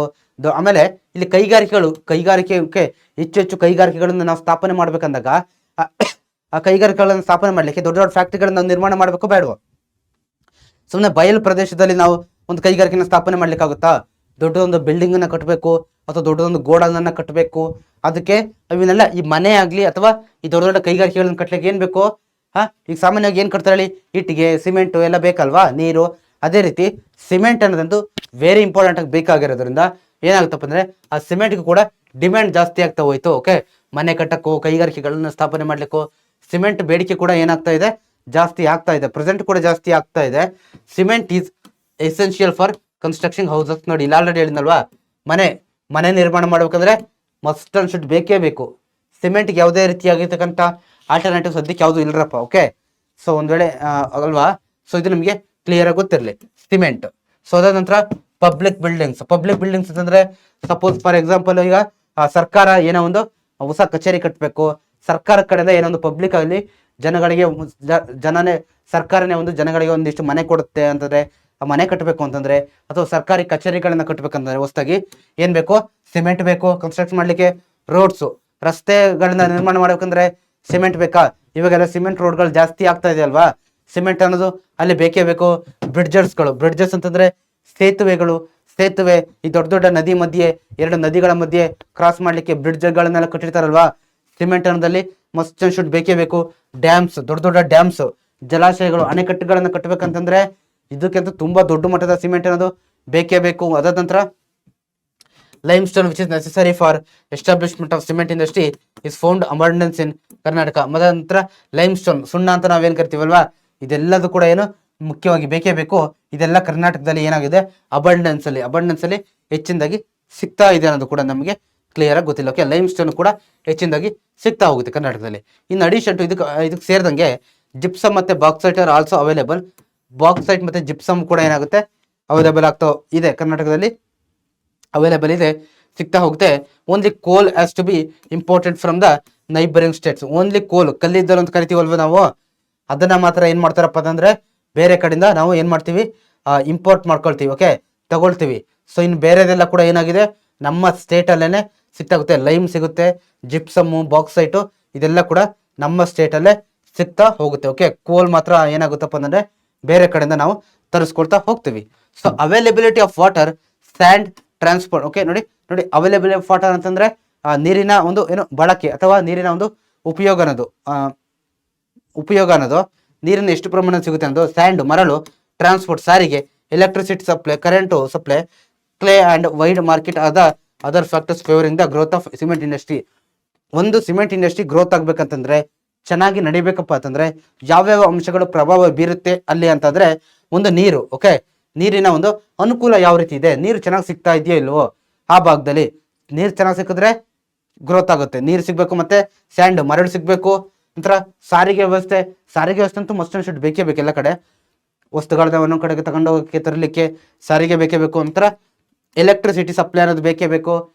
ಎಲೆಕ್ಟ್ರಿಸಿಟಿ ಸಪ್ಲೈ ಅಂದ್ರೆ ವಿದ್ಯುತ್ ಅನ್ನು ಸಪ್ಲೈ ಅನ್ನೋದು ಕೂಡ ಬೇಕೇ ಬೇಕಾಗುತ್ತೆ. ನಂತರ clay and wide market. Okay, wide market ಅಂದ್ರೆ ಅದನ್ನ ಕೊಂಡುಕೊಳ್ತಕ್ಕಂಥ ಕೂಡ ಜಾಸ್ತಿ ಸಂಖ್ಯೆಯಲ್ಲಿ ಇರಬೇಕಾಗುತ್ತೆ. ಸೊ ಇವೆಲ್ಲ ಏನಾಗುತ್ತೆ, ಈ ಎಲ್ಲ ಫ್ಯಾಕ್ಟರ್ಗಳ ಅಂಶಗಳು ಆ ಸಿಮೆಂಟ್ ಇಂಡಸ್ಟ್ರಿ ಗ್ರೋತ್ ಮೇಲೆ ಪ್ರಭಾವ ಬೀರ್ತಾ ಹೋಗುತ್ತೆ. ಅವು ಅಷ್ಟು ಚೆನ್ನಾಗಿ ಸಿಕ್ಕಿದ್ರೆ ಆಟೋಮೆಟಿಕಲಿ ಚೆನ್ನಾಗಿ ಗ್ರೋತ್ ಆಗುತ್ತೆ. The first cement in factory in the state was activity was established at Bhadravati. Okay, ನೋಡಿ, ಹಲವಾರು ಕೈಗಾರಿಕೆಗಳನ್ನ, ಇಂಡಸ್ಟ್ರೀಸ್ಗಳನ್ನ ಫಸ್ಟ್ ಟೈಮ್ ಭದ್ರಾವತಿಯಲ್ಲಿ ಸ್ಥಾಪನೆ ಮಾಡಿದ್ದಾರೆ. ಅದೇ ರೀತಿ ಸಿಮೆಂಟ್ ಇಂಡಸ್ಟ್ರಿಗಳನ್ನು ಕೂಡ 1913 ಸ್ಥಾಪನೆ ಮಾಡಿದ್ದಾರೆ ಭದ್ರಾವತಿಯಲ್ಲಿ. ಓಕೆ, ಸೊ ಇಲ್ಲಿ ನೋಡಿ ಜನರಿಗೆ ಒಂದು ಪಿಕ್ಚರ್ ಕೊಟ್ಟಿದ್ದೀನಿ ಯಾವ ರೀತಿ ಇರುತ್ತೆ ಅನ್ನೋದು. ಸೊ ನಂತರ ಅದಾದ್ಮೇಲೆ ಬೇರೆ ಬೇರೆ ಕಡೆ ಕೂಡ ಸೆಟಪ್ ಮಾಡಿದ್ದಾರೆ. ಇಲ್ಲಿ ಬಾಗಲಕೋಟೆಯಲ್ಲಿ ಸೆಟಪ್ ಮಾಡಿದ್ದಾರೆ. ಓಕೆ, ಅಮ್ಮಸಂದ್ರ, ತುಮಕೂರಿನ ಅಮ್ಮಸಂದ್ರದಲ್ಲಿ ಡೆವಲಪ್ಮೆಂಟ್ ಮಾಡಿದ್ದಾರೆ. ಅದಾದ ನಂತರ ಶಹಾಬಾದ್, ಕಲಬುರಗಿ. ಓಕೆ, ಕಲಬುರಗಿ, ತುಮಕೂರು, ಬಾಗಲಕೋಟೆ, ಈ 3 ಡಿಸ್ಟ್ರಿಕ್ಟ್ಗಳಲ್ಲಿ ಏನ್ ಮಾಡಿದ್ದಾರೆ, ಸಿಮೆಂಟ್ ಇಂಡಸ್ಟ್ರಿಯನ್ನ, ಕೈಗಾರಿಕೆನ ಸ್ಥಾಪನೆ ಮಾಡಿದ್ದಾರೆ ಅಂತ ಕೂಡ ನಮಗೆ ಕ್ಲಿಯರ್ ಆಗಿ ಗೊತ್ತಿರಬೇಕು. Other cement producing centres are Wadi, Lokapura, ನೋಡಿ, ಇಟ್ಟಿಗೆಹಳ್ಳಿ, ಮಡಕೇರಿ, ಕಾಂಚೀಪುರ, ಕಲ್ಲಡಗಿ. ಓಕೆ, ಸೊ ಇದೆಲ್ಲ ನೋಡಿ, Sedam, okay, Chittapura, Muddapura, okay, Ammasandra. So ಇದೆಲ್ಲ ಏನ್ ನೋಡ್ತಾ ಇದ್ದೀರಲ್ವ ನೀವು. ಸೊ ಇದೆಲ್ಲ ಏನಪ್ಪಾ ಅಂತಂದ್ರೆ ವೆರಿ ಇಂಪಾರ್ಟೆಂಟ್ ಆಗಿರ್ತಕ್ಕಂಥ ಪ್ಲೇಸಸ್ಗಳು. ಎಲ್ಲೆಲ್ಲಿ ಏನ್ ಮಾಡ್ತಾರೆ, ಪ್ರೊಡ್ಯೂಸ್ ಮಾಡ್ತಾರೆ ಸಿಮೆಂಟ್ ಅಂತ. ಸೊ ಸಿಮೆಂಟ್ ಏನಾಗಿದೆ ನೋಡಿ, Karnataka produces large quantities of cement in Karnataka in country. Okay, Karnataka ಏನಾಗಿದೆ, ಅತಿ ದೊಡ್ಡ ಪ್ರಮಾಣದಲ್ಲಿ ಏನಾಗಿದೆ ಸಿಮೆಂಟಿನ ಪ್ರೊಡ್ಯೂಸ್ ಮಾಡುತ್ತೆ ಅನ್ನೋದು ಕೂಡ ನಾವಿಲ್ಲಿ ತಿಳ್ಕೊಂಡು ಹೋಗ್ಬೋದು. ಓಕೆ, ಸೊ ಇಷ್ಟು ನಿಮಗೆ ಕ್ಲಿಯರ್ ಆಗಿದೆಯಲ್ವಾ. ಅಲ್ಲಿ ಯಾವ ಒಂದು ಇದು ಏನೋ, ಸೊ ನೋಡಿ ಇಲ್ಲಿ ಮ್ಯಾಪ್ ಇದೆ. ಸೊ ಮ್ಯಾಪ್ ತೋರಿಸ್ಲಿಕ್ಕೂ ಮುಂಚೆ ನಾನು ಇನ್ನೊಂದು ವಿಚಾರ, ಯಾವ ಇಂಡಸ್ಟ್ರಿಗಳು ಯಾವ ಸ್ಟೇಟ್ ಜಾಸ್ತಿ ಪ್ರೊಡ್ಯೂಸ್ ಮಾಡ್ತಾರೆ ಅಂತ ನಿಮಗೆ ಕ್ಲಿಯರ್ ಗೊತ್ತಿರಬೇಕು. ಮತ್ತೆ ಮೊದಲ ಕಾರ್ಖಾನೆಗಳನ್ನ ಎಲ್ಲೆಲ್ಲಿ ಸ್ಥಾಪನೆ ಮಾಡಿದ್ರು, ಮತ್ತೆ ಫ್ಯಾಕ್ಟರ್ಸ್ ಎಲ್ಲೆಲ್ಲಿ ಒಂದು ಕಾರ್ಖಾನೆ ಸ್ಥಾಪನೆ ಆಗ್ಬೇಕಂದ್ರೆ ಯಾವ್ಯಾವ ಫ್ಯಾಕ್ಟರ್ ಪ್ರಭಾವ ಬೀರುತ್ತೆ. ಎಲ್ಲ ಕಾರ್ಖಾನೆಗೂ ಸೇಮ್ ಬರುತ್ತೆ. ಎಲ್ಲ ಕಾರ್ಖಾನೆಗೂ ಏನ್ ಬೇಕು, ಒಂದು ರಾ ಮೆಟೀರಿಯಲ್ ಬೇಕಾ, ಕಚ್ಚಾ ವಸ್ತುಗಳು ಬೇಕಾ, ನೀರು ಬೇಕಾ, ವಾಟರ್ ಬೇಕಾ, ಮಾರ್ಕೆಟ್, ಈ 4 ಅಂಶಗಳನ್ನಂತೂ ಮಿಸ್ ಮಾಡ್ಲಿಕ್ಕೆ ಹೋಗ್ಲೇಬೇಡಿ. ಸೊ ಇದು ನಿಮಗೆ ಕ್ಲಿಯರ್ ಆಗಿ ಗೊತ್ತಿಲ್ಲಪ್ಪ. ಓಕೆ, ಒಂದೇನು ಹೇಳಿ, ಎಲೆಕ್ಟ್ರಿಸಿಟಿ ಅನ್ನೋದು ಎಲ್ಲ ಒಂದು ಇದಕ್ಕೂ ಬೇಕು ಅಲ್ವಾ, ಎಲೆಕ್ಟ್ರಿಸಿಟಿ ಆಯ್ತಾ. Then second thing water. Okay, then market. So ಅದಾದ ನಂತರ ಅದಕ್ಕೆ ರಾ ಮೆಟೀರಿಯಲ್ ಏನಿರುತ್ತಲ್ವಾ ಇದು. ನೋಡಿ, ಇಷ್ಟನ್ನು ಕೂಡ ಏನ್ ಮಾಡಿಯಪ್ಪ ಅಂತಂದ್ರೆ ಈ 4ನ್ನ ಪ್ರಭಾವ ಬೀರ್ತಕ್ಕಂಥ ಅಂಶಗಳು ಯಾವ್ದ್ಯಾವ್ದಪ್ಪ ಅಂತ ಕೇಳಿದ್ರೆ ಕೈಗಾರಿಕೆಗಳಿಗೆ ಈ 4ನಂತೂ ಮಿಸ್ ಮಾಡ್ಲಿಕ್ಕೆ ಹೋಗ್ಬೇಡಿ. ಇದು ಆಲ್ಮೋಸ್ಟ್ ಎಲ್ಲದರಲ್ಲೂ ಬರ್ತಾ ಹೋಗುತ್ತೆ. ನಿಮಗೆ 2 ಮಾರ್ಕ್ಸ್ ಕೇಳ್ತಕ್ಕಂಥ ಚಾನ್ಸಸ್ ತುಂಬಾ ಜಾಸ್ತಿ ಇದೆ. ಓಕೆ, ಸೊ ಈಗ ನೋಡಿ, ಜನರಲ್ ಆಗಿ ಒಂದು ಇಂಡಸ್ಟ್ರಿಯಲ್ ಮ್ಯಾಪ್ ಕೊಟ್ಟಿದ್ದೀನಿ ನಾನು. ಎಲ್ಲೆಲ್ಲಿ ಯಾವ್ಯಾವ ಇಂಡಸ್ಟ್ರಿಗಳು ನಮ್ಮ ಕರ್ನಾಟಕದಲ್ಲಿ ಇದೆ ಅಂತ ಕೊಟ್ಟಿದ್ದೀನಿ ನೋಡಿ. ಶುಗರ್ ಇಂಡಸ್ಟ್ರಿಗಳಿಗೆ ಈ ರೀತಿ ಟ್ರಯಾಂಗಲ್ ಚಿತ್ರವನ್ನು ಕೊಟ್ಟಿದ್ದೀನಿ. ಫಸ್ಟ್ ಶುಗರ್ ಇಂಡಸ್ಟ್ರಿಗಳನ್ನ ನೋಡೋದಾದ್ರೆ ಎಲ್ಲೆಲ್ಲಿದೆ ಅಂತಂದ್ರೆ ನೋಡಿ, ಬೀದರಲ್ಲಿ ಇದೆ. ಓಕೆ, ಸೊ ಬೀದರಲ್ಲಿ ಇದೆಯಾ, ನಂತರ ಧಾರವಾಡಲ್ಲಿ ಇದೆ. ಓಕೆ, ಸೊ ನೋಡಿ ಇಲ್ಲಿ ಕೊಟ್ಟಿದ್ದೀನಲ್ವಾ.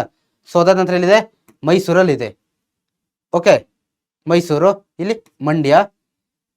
ಸೊ ಇಷ್ಟು ಭಾಗದಲ್ಲಿ ಏನಿದೆ ಶುಗರ್ ಇಂಡಸ್ಟ್ರಿ ಇದೆ ಅಲ್ವಾ. ನೆಕ್ಸ್ಟ್ ಕಾಟನ್ ಇಂಡಸ್ಟ್ರಿ ಬಗ್ಗೆ ನೋಡೋಣ. ಕಾಟನ್ ಇಂಡಸ್ಟ್ರಿಗೆ ಈ ರೀತಿ ಒಂದು ಸಿಂಬಲ್ ಅನ್ನು ಕೊಟ್ಟಿದ್ದೀವಿ. ಒಂದು ರೀತಿ ಮೆಸೇಜ್ ರೀತಿ ಇದೆ ಅದು. ನೋಡಿ, ಕಾಟನ್ ಇಂಡಸ್ಟ್ರಿಯಲ್ಲಿದೆ Bagalkote, Belagavi, Dharwad. Okay, pink colour mark ಮಾಡ್ತಾ ಇದ್ದೀನಿ, ಗುಲ್ಬರ್ಗ. ಓಕೆ, ಬಳ್ಳಾರಿ. ಸೊ ಅದಾದ ನಂತರ ಬೆಂಗಳೂರು, ಮತ್ತೆ ಎಲ್ಲಿದೆಯಪ್ಪ. ಸೊ ಇಷ್ಟು ಪ್ಲೇಸಲ್ಲಿ ಏನಿದೆ ಆ ಒಂದು ಕಾಟನ್ ಇಂಡಸ್ಟ್ರಿ ಇದೆ. ಓಕೆ, ಪಿಂಕ್ ಕಲರ್ ಕೊಟ್ಟಿದ್ದೀನಿ. ಸೊ ನಂತರ ರೆಡ್ ಕಲರ್ ಅಲ್ಲಿ ಯಾವುದು, ಈ ಪೇಪರ್ ಇಂಡಸ್ಟ್ರಿ ಬಗ್ಗೆ ನೋಡೋದಾದ್ರೆ ಈ ರೀತಿ ಬಾಕ್ಸ್ ಟೈಪ್ ಅಲ್ಲಿ ಇದೆ, ಆಯತಾಕಾರದಲ್ಲಿ ನೋಡಿ, paper industry Uttara Kannada. Okay, so ನಂತರ ಶಿವಮೊಗ್ಗ, ಶಿವಮೊಗ್ಗದಲ್ಲಿ ಇದೆಯಾ, ನಂತರ ಎಲ್ಲಿದೆ, ಬೆಂಗಳೂರಲ್ಲಿ ಇದೆಯಾ, ಬೆಂಗಳೂರು ಅರ್ಬನ್. ಓಕೆ, ತುಮಕೂರಲ್ಲಿ ಇದೆಯಾ, ರೆಡ್ ಕಲರ್ ಕೊಡ್ತಾ ಇದ್ದೀನಿ ನೋಡಿ, red red red red red ಕಲರಲ್ಲಿ. ಓಕೆ, ರೆಡ್ ಕಲರಲ್ಲಿ ಕೊಟ್ಟಿದ್ದೀನಿ. ಓಕೆ, ಸೊ ಅದಾದ ನಂತರ ನೆಕ್ಸ್ಟ್ ಯಾವ ಇಂಡಸ್ಟ್ರಿ ಬರುತ್ತೆ, ಯಾವ್ದು ಬರುತ್ತೆ, ಐರನ್ ಅಂಡ್ ಸ್ಟೀಲ್ ಇಂಡಸ್ಟ್ರಿ. ಈ ರೀತಿ ವೃತ್ತಾಕಾರದಲ್ಲಿದೆ. ಕಬ್ಬಿಣ ಮತ್ತು ಉಕ್ಕಿನ ಕಾರ್ಖಾನೆ ನೋಡಿ ಇಲ್ಲಿ ಶಿವಮೊಗ್ಗ. ಸೊ ಅದಾದ ನಂತರ ಬಳ್ಳಾರಿ. ಓಕೆ, ಬಳ್ಳಾರಿ ನಂತರ ಇಲ್ಲಿ ದಾವಣಗೆರೆ. ಓಕೆ, ಸೊ ಕ್ಲಿಯರ್ ಇದೆಯಲ್ವಾ. ಸೊ ನಂತರ ಲಾಸ್ಟ್ ಒಂದು ಸಿಮೆಂಟ್ ಇಂಡಸ್ಟ್ರಿ. ಸಿಮೆಂಟ್ ಇಂಡಸ್ಟ್ರಿ ಎಲ್ಲಿ ಬರುತ್ತೆ, ಸ್ಟಾರ್ ಆಕಾರದ ಕೊಟ್ಟಿದ್ದೀನಿ. ಸ್ಟಾರ್ ಅಲ್ಲಿ ಇಲ್ಲಿ ನೋಡಿ, ಗುಲ್ಬರ್ಗ, ಕಲಬುರಗಿ, ತುಮಕೂರು, ಇನ್ನೊಂದು ಪ್ಲೇಸ್ ಎಲ್ಲ ಇತ್ತು ಬಾಗಲಕೋಟೆ. ಸೊ ಇಷ್ಟು ಪ್ಲೇಸಲ್ಲಿ ಬರುತ್ತೆ. ಓಕೆ, ಸೊ ಇಷ್ಟು ನಿಮಗೆ ಕ್ಲಿಯರ್ ಗೊತ್ತಿಲ್ಲಪ್ಪ, ಮ್ಯಾಪ್ ಕೊಟ್ಟಿದ್ದೀನಿ, ಇದೇ ರೀತಿ ನೋಡ್ಕೊಳ್ಳಿ. ಓಕೆ, ಸೊ ಇದು ಯಾವುದು, ಸ್ಟಾರ್ಟಿಂಗ್ ಶುಗರ್ ಇಂಡಸ್ಟ್ರಿ ಇಲ್ಲೊಂದು ಬರುತ್ತೆ. ಸೊ ಇಷ್ಟು ನಿಮಗೆ ಕ್ಲಿಯರಾಗಿ ಗೊತ್ತಿರಲಿ. ಓಕೆ, ಸೊ ಕೆಲವೊಂದು ಮಿಸ್ ಆಗಿದೆ. ಸೊ ಅದು ಯಾವ್ದು, ಇನ್ನು ಮಿಕ್ಕಿದ್ದು ಯಾವುದಿದೆಯೋ ಅದು ನೀವೇ ಮಾರ್ಕ್ ಮಾಡ್ತಾ ಹೋಗಿ. ಓಕೆ, ಸೊ ಇಷ್ಟು ನೀವು ಕ್ಲಿಯರಾಗಿ ನೆನ್ಪಿಟ್ಕೊಳ್ಳಿ. ಎಲ್ಲದೂ ಸೇರಿಸಿ ಒಂದೇ ಮ್ಯಾಪಲ್ಲಿ ಕೊಟ್ಬಿಟ್ಟಿದ್ದೀನಿ. ಸೊ ನಂತರ ಯಾವ್ದು ಬರುತ್ತಪ್ಪ ಅಂತಂದ್ರೆ ನೋಡಿ, ಇನ್ಫಾರ್ಮೇಶನ್ ಟೆಕ್ನಾಲಜಿ ಇಂಡಸ್ಟ್ರೀಸ್. ಓಕೆ, ಮಾಹಿತಿ ತಂತ್ರಜ್ಞಾನ ಕೈಗಾರಿಕೆಗಳು ಅಂತ ಬರ್ತಾ ಹೋಗುತ್ತೆ, ಮಾಹಿತಿ ತಂತ್ರಜ್ಞಾನ ಸೆಂಟರ್ಸ್ಗಳು ಅಂತ. ಸೊ ಇದ್ರ ಬಗ್ಗೆ ನಾವು ನೋಡ್ತಾ ಹೋಗೋದಾದ್ರೆ, Karnataka is an important centre of information and technology in India. Karnataka ಕೂಡ ಏನಾಗಿದೆ, ಇಡೀ ದೇಶಾದ್ಯಲ್ಲೇ ಏನಪ್ಪ ಅಂದ್ರೆ ಒಂದು ಇಂಪಾರ್ಟೆಂಟ್ ಆಗಿರ್ತಕ್ಕಂಥ ಮಾಹಿತಿ ತಂತ್ರಜ್ಞಾನ ಕೇಂದ್ರ ಆಗಿದೆ. Okay, information and technology industries have made great progress here since there is a numerous engineering colleges, research centres, computer based technology courses and abundance of highly skilled manpower. ನೋಡಿ ಇಷ್ಟೆಲ್ಲ ಕೂಡ ಏನಾಗಿದೆ, ನಮ್ಮ ಕರ್ನಾಟಕದಲ್ಲಿ ಇದೆ. ದೊಡ್ಡ ದೊಡ್ಡದಾಗಿರ್ತಕ್ಕಂಥ ಇಂಜಿನಿಯರಿಂಗ್ ಕಾಲೇಜುಗಳು. ನೀವು ಕೂಡ ಫ್ಯೂಚರ್ಲಿ ಇಂಜಿನಿಯರಿಂಗ್ ಮಾಡ್ಬೇಕಂತ ಇರ್ತಿರಲ್ವಾ. ಸೊ ನೋಡಿ, ನಮ್ಮ ರಾಜ್ಯದಲ್ಲಿ ಅತಿ ದೊಡ್ಡ ಹಲವಾರು ಏನಿದೆ ಇಂಜಿನಿಯರಿಂಗ್ ಕಾಲೇಜಸ್ಗಳಿದೆ. ಓಕೆ, ನಂತರ ಏನಿದೆ, ರಿಸರ್ಚ್ ಸೆಂಟರ್ಸ್ ಇದೆ, ಅಂದರೆ ಸಂಶೋಧನಾ ಕೇಂದ್ರಗಳಿದೆ.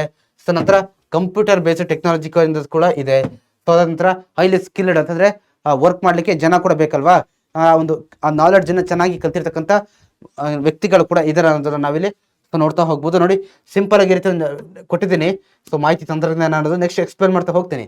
ನೋಡಿ, ಸಾಫ್ಟ್ವೇರ್ ಇಂಡಸ್ಟ್ರೀಸ್ಗಳು ಏನಾಗಿದೆಪ್ಪ ಅಂದ್ರೆ ಎಸ್ಟಾಬ್ಲಿಷ್ಡ್, ಕರ್ನಾಟಕದಲ್ಲಿ ಎಸ್ಟಾಬ್ಲಿಷ್ ಆಗಿದೆ. ಓಕೆ, ಇದರಲ್ಲಂತೂ ಈ ಮಾಹಿತಿ ತಂತ್ರಜ್ಞಾನ ಅಥವಾ ಸಾಫ್ಟ್ವೇರ್ ಇಂಡಸ್ಟ್ರಿ ಅಂತ ಬಂದಾಗ ಕರ್ನಾಟಕ ಅಂತೂ ನಂಬರ್ 1 ಪೊಸಿಷನ್ ಅಲ್ಲಿ ಇದೆ. ಓಕೆ, ಹೈಯೆಸ್ಟ್ ಪೊಸಿಷನ್ ಅಲ್ಲಿ ಇದೆ ಅನ್ನೋದನ್ನ ನಾವು ನೋಡ್ತಾ ಹೋಗ್ಬೋದು. ಓಕೆ, ಸ್ಪೆಷಲಿ ಯಾವ ಪ್ಲೇಸು, ಬೆಂಗಳೂರು. ಯಾವ್ದಲ್ಲಿ, ಬೆಂಗಳೂರು ಪ್ಲೇಸ್. ಓಕೆ, ಬೆಂಗಳೂರಲ್ಲಿ ದೊಡ್ಡ ದೊಡ್ಡ ಕಂಪನಿಗಳು ಎಲ್ಲ ಕೂಡ ಇದೆ. ಇದು ನಿಮಗೆ ಕ್ಲಿಯರ್ ಆಗಿ ಗೊತ್ತಿರಲಿ. ಸೊ ನೋಡಿ, ಬೆಂಗಳೂರು ಬಗ್ಗೆ ನೋಡ್ತಾ ಹೋಗೋಣ.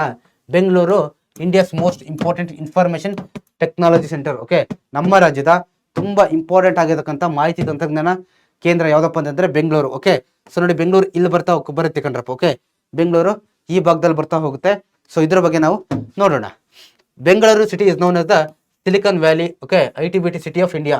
ನಮ್ಮ ಬೆಂಗಳೂರನ್ನ ಭಾರತದ ಸಿಲಿಕಾನ್ ಸಿಟಿ ಅಥವಾ ಸಿಲಿಕಾನ್ ವ್ಯಾಲಿ ಅಂತ ಹೇಳ್ಬಿಟ್ಟು ಕರಿತಾ ಹೋಗ್ತಾರೆ, ಅಥವಾ ITBT ಸಿಟಿ ಅಂತ ಹೇಳ್ಬಿಟ್ಟು ಕರಿತಾ ಹೋಗ್ತಾರೆ. ಯಾಕಂತಂದ್ರೆ ಅತಿ ಹೆಚ್ಚಿನ ITBT ಕಂಪನಿಗಳೆಲ್ಲ ಸಿಚುವೇಟ್ ಆಗಿರೋದೆ ನಮ್ಮ ಬೆಂಗಳೂರಿನಲ್ಲಿ. ಇದು ನಿಮಗೆ ಕ್ಲಿಯರ್ ಗೊತ್ತಿರಲಿ. It is a leading producer and exporter of software components of computer program. ನೋಡಿ, ಸಾಫ್ಟ್ವೇರ್ ಅಲ್ಲೆಲ್ಲ ವರ್ಕ್ ಮಾಡ್ತಾರೆ ನೋಡಿದ್ದೀರಾ.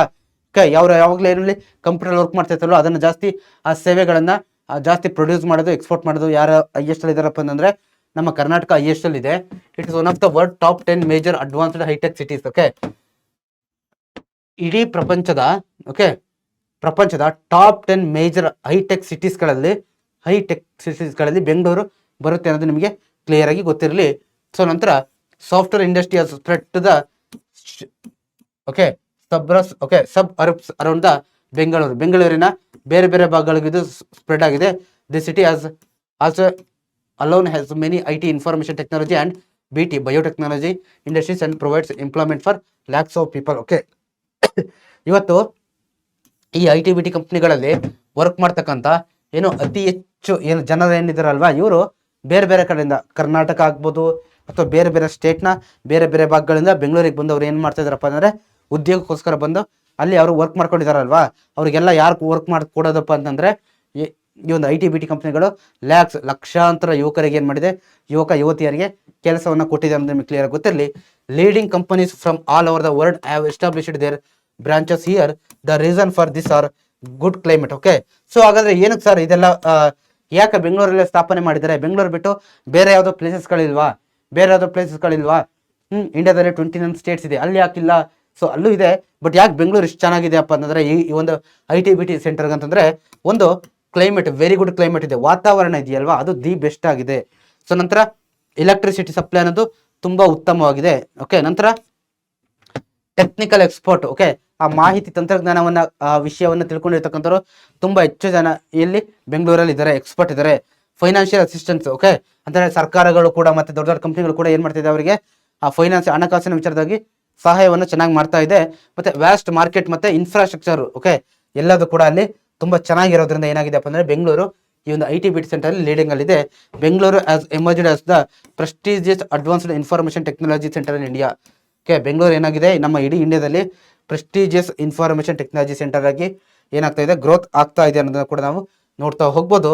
ಸೊ ಅದಾದ ನಂತರ ಕೆಲವೊಂದು ಕಂಪ್ನಿಗಳು ಬರ್ತವೆ, ಓಕೆ, ಕೆಲವು ಪ್ರೆಸ್ಟೀಜಿಯಸ್ ಕಂಪನಿಗಳು, ಓಕೆ, ಮಹತ್ವವಾದಂಥ ಕಂಪ್ನಿಗಳು ಯಾವುದು? TCS, Tata consultancy services, activity, Infosys, Wipro, ಇವೆಲ್ಲ ಕೂಡ ಇಲ್ಲಿದೆ, ಬೆಂಗಳೂರಲ್ಲಿ ಇದೆ. ಓಕೆ, ವಿಪ್ರೋ ಇಲ್ಲಿದೆ, ಇನ್ಫೋಸಿಸ್ ಇಲ್ಲಿದೆ. ಆಫೀಸ್ ಯಾವ ರೀತಿ ಇದೆ ಅನ್ನೋದನ್ನ ಇಲ್ಲಿ ಜನರಲ್ ನಾನು ಕೊಟ್ಟಿದ್ದೀನಲ್ವಾ, ಇವೆಲ್ಲ ದೊಡ್ಡ ದೊಡ್ಡ ಏನು IT BT ಕಂಪ್ನಿಗಳು ಕೂಡ ಇಲ್ಲಿದೆ, ಬೆಂಗಳೂರಲ್ಲಿ ಇದೆ. They have established in branches in different parts of the state. ನೋಡಿ, ನಮ್ಮ ರಾಜ್ಯದ ಸೊ ಬೆಂಗಳೂರಿನ ಹೊರತುಪಡಿಸಿನೂ ಕೂಡ ರಾಜ್ಯದ ಬೇರೆ ಬೇರೆ ಜಿಲ್ಲೆಗಳಲ್ಲೂ ಕೂಡ ಏನ್ ಮಾಡಿದ್ದೇವೆ, ಅವು ತಮ್ಮ ಬ್ರಾಂಚನ್ನ ಹೊಂದಿದೆ. ಎಲ್ಲೆಲ್ಲಿ ಹೊಂದಿದೆ? ಮೈಸೂರಲ್ಲಿ ಹೊಂದಿದಾವೆ, ಹುಬ್ಬಳ್ಳಿಯಲ್ಲಿ ಹೊಂದಿದಾವೆ, ಕಲಬುರಗಿ, ಶಿವಮೊಗ್ಗ ಮತ್ತೆ ಮಂಗಳೂರು, ಇಷ್ಟು ಪ್ಲೇಸ್ಗಳಲ್ಲಿ ಏನಾಗಿದೆಯಪ್ಪ ಅಂತಂದ್ರೆ ತಮ್ಮ ಒಂದು ಏನು ಕೇಂದ್ರಗಳನ್ನ ಇಷ್ಟು ಕಂಪ್ನಿಗಳು ಹೊಂದಿದೆ. Information technology place a vital role in the functioning of sectors like banking, transport. Prepare A list of the different industrial units in your district. ನೋಡಿ, ಈ IT ಸೆಕ್ಟರ್ ಎಲ್ಲೆಲ್ಲಿ ಏನಾಗುತ್ತೆ, ಇದರ ಒಂದು ಪ್ರಾಮುಖ್ಯತೆ ಬೇಕಾಗುತ್ತಪ್ಪ ಅಂತಂದ್ರೆ ಟ್ರಾನ್ಸ್ಪೋರ್ಟ್ ಮತ್ತೆ ಬ್ಯಾಂಕಿಂಗ್ ಕ್ಷೇತ್ರಗಳಲ್ಲಿ ಇವುಗಳ ಒಂದು ಮಹತ್ತರ ಒಂದು ಕ್ಷೇತ್ರ ಅನ್ನೋದು ತುಂಬಾ ಇಂಪಾರ್ಟೆಂಟ್ ಆಗಿದೆ ಅನ್ನೋದನ್ನ ಕೂಡ ನಾವಿಲ್ಲಿ ನೋಡ್ತಾ ಹೋಗ್ಬೋದು. ಮತ್ತೆ ಇನ್ನು ಬೇರೆ ಬೇರೆ ಕ್ಷೇತ್ರಗಳಲ್ಲೂ ಕೂಡ ಇವುಗಳ ಒಂದು ಪಾತ್ರ ತುಂಬಾ ಹೆಚ್ಚಿನದಾಗಿ ಬೇಕು ಅನ್ನೋದನ್ನ ನಾವಿಲ್ಲಿ ನೋಡ್ತಾ ಹೋಗ್ಬೋದು. Visit A near by industrial unit, find out what it produces, administration. Okay, so ನೋಡಿ, ನಿಮಗೆ ಇದು ಜನರಲ್ ಆಗಿ ಒಂದು ಏನಪ್ಪಾ ಅಂತಂದ್ರೆ ಏನು ಮಾಡಿದ್ದಾರೆ ನಿಮಗೆ ಇಲ್ಲಿ ಹೇಳಿದ್ದಾರೆ. ಓಕೆ, ಅಡ್ಮಿನಿಸ್ಟ್ರೇಷನ್ ಮತ್ತೆ ಮೆಡಿಕಲ್ ಫೀಲ್ಡ್ ಅಲ್ಲಿ ಈ ಇನ್ಫಾರ್ಮೇಶನ್ ಟೆಕ್ನಾಲಜಿ ಯಾವ ರೀತಿ ಒಂದು ಪ್ರಭಾವ ಬೀರಿದೆ, ಅದರ ಇಂಪಾರ್ಟೆನ್ಸ್ ಏನು ಅನ್ನೋದನ್ನ ಏನ್ ಮಾಡಿ ಅಂತಂದ್ರೆ ತಿಳ್ಕೊಬೇಕು ಅನ್ನೋದನ್ನ ಕೂಡ ಇಲ್ಲಿ ಕೊಟ್ಟಿದ್ದಾರೆ. ಓಕೆ, ಸೊ ಅದಾದ ನಂತರ ಇಂಡಸ್ಟ್ರಿಯಲ್ ರೀಜನ್ಸ್ ಅಂತ ಬರ್ತಾ ಹೋಗುತ್ತೆ. ಇಂಡಸ್ಟ್ರಿಯಲ್ ರೀಜನ್ಸ್ ಆಫ್ ಕರ್ನಾಟಕ ಅಂತ ಯಾವ್ದಪ್ಪ ಅಂತಂದ್ರೆ ಅಂದ್ರೆ ಇಂಡಸ್ಟ್ರಿಯಲ್ ರೀಜನ್ಸ್ ಅಂತಂದ್ರೆ ಮೇನ್ ಇಂಪಾರ್ಟೆಂಟ್ ಆಗಿರ್ತಕ್ಕಂಥ ಇಂಡಸ್ಟ್ರೀಸ್ಗಳು ಎಲ್ಲೆಲ್ಲಿ ಜಾಸ್ತಿ ಎಸ್ಟಾಬ್ಲಿಷ್ ಮಾಡಿದ್ದಾರೆ ಅಂದ್ರೆ Bengaluru, Kolar, Tumakuru industrial region. It has highest number of industries. ಆ ಒಂದು ಏನು ಎಲ್ಲೋಯ್ತು ಮ್ಯಾಪ್ ನೋಡಿ, ಸೊ ಈ ಮ್ಯಾಪಲ್ಲಿ ನೋಡಿ. ಓಕೆ, ನೋಡಿ, ಈ ಬೆಂಗಳೂರು, ತುಮಕೂರು ಮತ್ತೆ ಕೋಲಾರ ಈ 3 ಜಿಲ್ಲೆಗಳು ಬರ್ತಕ್ಕಂಥ ಈ ಒಂದು ಭಾಗದಲ್ಲಿ ಏನಿದೆ ಇಂಡಸ್ಟ್ರೀಸ್ಗಳ ಸಂಖ್ಯೆ ತುಂಬಾ ಜಾಸ್ತಿ ಇದೆ ಅನ್ನೋದನ್ನ ಹೇಳಿದ್ದಾರೆ. ಓಕೆ, ಅದಾದ ನಂತರ Belagavi, Dharwad region, Belagavi, Dharwad, okay, north Karnataka ಭಾಗ ಅಲ್ಲಿ, ಮತ್ತೆ ದಕ್ಷಿಣ ಕನ್ನಡ, ಉಡುಪಿ ರೀಜನ್. ನೋಡಿ, ಈ ಭಾಗದಲ್ಲಿ ಏನಿದೆ ಅಂದ್ರೆ ಈ ಜಿಲ್ಲೆಗಳಲ್ಲಿ ಏನಾಗಿದೆ ಅಂದ್ರೆ ಕೆಲವೊಂದು ಇಂಡಸ್ಟ್ರೀಸ್ಗಳು ಜಾಸ್ತಿ ಇದೆ. ಬಳ್ಳಾರಿ, ರಾಯಚೂರು, ಕೊಪ್ಪಳ ಇಂಡಸ್ಟ್ರಿ ರೀಜನ್, ಮತ್ತೆ ಮೈಸೂರು, ಮಂಡ್ಯ ರೀಜನ್. ಓಕೆ, ಬೇರೆ ಬೇರೆ ಇಂಡಸ್ಟ್ರಿಗಳು ಒಂದೇ ಆದಂತಲ್ಲ, ಬೇರೆ ಬೇರೆ ಇಂಡಸ್ಟ್ರಿಗಳು ಬರ್ತಾ ಹೋಗುತ್ತೆ. ಸ್ಪೆಷಲಿ ಬೆಂಗಳೂರು, ಕೋಲಾರ, ತುಮಕೂರು ಇದೆಯಲ್ವಾ, ಇಲ್ಲಿ ಹೈಯೆಸ್ಟ್ ನಂಬರ್ ಆಫ್ ಇಂಡಸ್ಟ್ರೀಸ್ಗಳು ಇದೆ ಅನ್ನೋದನ್ನ ನಾವು ನೋಡ್ತಾ ಹೋಗ್ಬೋದು. ಓಕೆ, ಇಂಡಸ್ಟ್ರಿ ರೀಜನ್ಸ್ ಅಂತಂದ್ರೆ ಏನ್ ಹೇಳಿ, ಈ ಎರಡೆರಡು ಡಿಸ್ಟ್ರಿಕ್ಟ್ಗಳು ಸೇರ್ಬಿಟ್ಟು ಆ ಭಾಗದಲ್ಲಿ ಒಂದು ಡಿವಿಷನ್ ಅಂತ ಮಾಡಿದ್ದಾರೆ, ಒಂದು ರೀಜನ್ ಅಂತ. ಸೊ ಅಲ್ಲಿ ಜಾಸ್ತಿ ಇದೆ ಅನ್ನೋದನ್ನ ನಾವು ನೋಡ್ತಾ ಹೋಗ್ಬೋದು. ಓಕೆ, ಸೊ ಅರ್ಥ ಆಯ್ತಲ್ವ ಸ್ಟೂಡೆಂಟ್ಸ್? ನೋಡಿ, ಇದೆಷ್ಟು ಕೂಡ ಇವತ್ತಿನ ಕ್ಲಾಸ್ ಆಗಿತ್ತು. ಐ ಹೋಪ್ ನಿಮಗೆ ಕ್ಲಾಸು ತುಂಬಾ ಅರ್ಥ ಆಗಿದೆ ಅಂತ ಅನ್ಕೊಳ್ತೀವಿ. ತುಂಬಾ ಈಸಿ ಚಾಪ್ಟರ್. ಸೊ ಕೆಲವೊಂದು MCQ ನೋಡ್ತಾ ಹೋಗೋಣ. The district known as the Manchester of Karnataka. ಕರ್ನಾಟಕದ ಮ್ಯಾಂಚೆಸ್ಟರ್ ಅಂತ ಹೇಳ್ಬಿಟ್ಟು ನಾವು ಯಾವ ಸ್ಟೇಟ್ ಅನ್ನ ಕರಿತೀವಿ ಹೇಳಿ? ಸಾರಿ, ಯಾವ ಜಿಲ್ಲೆಯನ್ನ ಕರಿತೀವಿ? ದಾವಣಗೆರೆ. ಓಕೆ, ದಾವಣಗೆರೆ. ಸೊ ಇದು ನಿಮಗೆ ಕ್ಲಿಯರ್ ಆಗಿ ಗೊತ್ತಿರಲಿ. ಸೊ ನಂತರ ಇದು ಕೇಳಿ ನೋಡುವ, ಸಿಲಿಕಾನ್ ವ್ಯಾಲಿ ಆಫ್ ಕರ್ನಾಟಕ ಯಾವುದು? ಸಿಲಿಕಾನ್ ವ್ಯಾಲಿ ಆಫ್ ಕರ್ನಾಟಕ ಯಾವುದು? ಬೆಂಗಳೂರು ಅಲ್ವಾ? ಸೊ ಇದೆಲ್ಲ MCQ ಕೇಳ್ತಾರಪ್ಪ, 1 ಮಾರ್ಕ್ ಕ್ವಶನ್ಸ್ಗೆ ಕೇಳ್ತಾ ಹೋಗ್ತಾರೆ. ಸೊ ಇದು ನಿಮಗೆ ಕ್ಲಿಯರ್ ಆಗಿ ಗೊತ್ತಿರಲಿ. ಓಕೆ, ಸ್ವತಂತ್ರ the purpose of establishing finished good parks, ಯಾವ ಪರ್ಪಸ್ಗೋಸ್ಕರ ಸ್ಥಾಪನೆ ಮಾಡಿದ್ರು ಅಂತ ಯಾವ್ದು ಕೇಳಿ ನೋಡುವ? ಯಾವ್ದಕ್ಕೆ? ಎಕ್ಸ್ಪೋರ್ಟಿಂಗ್ ಟು ಫಾರಿನ್ ಕಂಟ್ರೀಸ್ ಅಲ್ವಾ? ಆ ಟೆಕ್ಸ್ಟೈಲ್ ಇಂಡಸ್ಟ್ರಿಗಳನ್ನ ಏನ್ ಮಾಡ್ಲಿಕ್ಕೆ, ಡೆವಲಪ್, ಎಕ್ಸ್ಪೋರ್ಟ್ ಮಾಡ್ಲಿಕ್ಕೆ. ಓಕೆ, ಜಾಸ್ತಿ ಪ್ರೊಡ್ಯೂಸ್ ಮಾಡಿ ಬೇರೆ ಕಂಟ್ರೀಸ್ಗಳಿಗೆ ಎಕ್ಸ್ಪೋರ್ಟ್ ಮಾಡ್ಲಿಕ್ಕೋಸ್ಕರ. ಸೊ ಅದಾದ ನಂತರ ಇಲ್ಲಿ 2 ಮಾರ್ಕ್ಸ್ ಕೇಳ್ತಾರೆ ಕ್ವಶನ್ಸ್ ಯಾವ ರೀತಿ ಬರುತ್ತೆ ಅಂತ ನೋಡಿ. Industries contribute significantly to a country's economic development, justify. ಕೈಗಾರಿಕೆಗಳು ಭಾರತದ ಏನು ಎಕನಾಮಿಕ್ ಡೆವಲಪ್ಮೆಂಟ್ಗೆ ಯಾವ ರೀತಿ ಸಹಾಯ ಮಾಡ್ತಾ ಇದೆ, ಇದನ್ನ ವಿವರಿಸಿ ಅಂತ ಕೇಳಿದ್ದಾರೆ. ಸೊ ಯಾವ ರೀತಿ ಅಂತಂದ್ರೆ first one employment growth, efficient use of raw material for foreign exchange earnings. Okay, ನೋಡಿ, ಒಂದು ಉದ್ಯೋಗವನ್ನ ಕೊಡ್ತಾ ಹೋಗುತ್ತಲ್ವಾ, ಉದ್ಯೋಗ, ಜಾಬ್, ಕೆಲಸವನ್ನ ಕೊಡ್ತಾ ಹೋಗುತ್ತೆ. ನಂತರ efficient use of raw materials. Okay, so sorry ನೋಡಿ,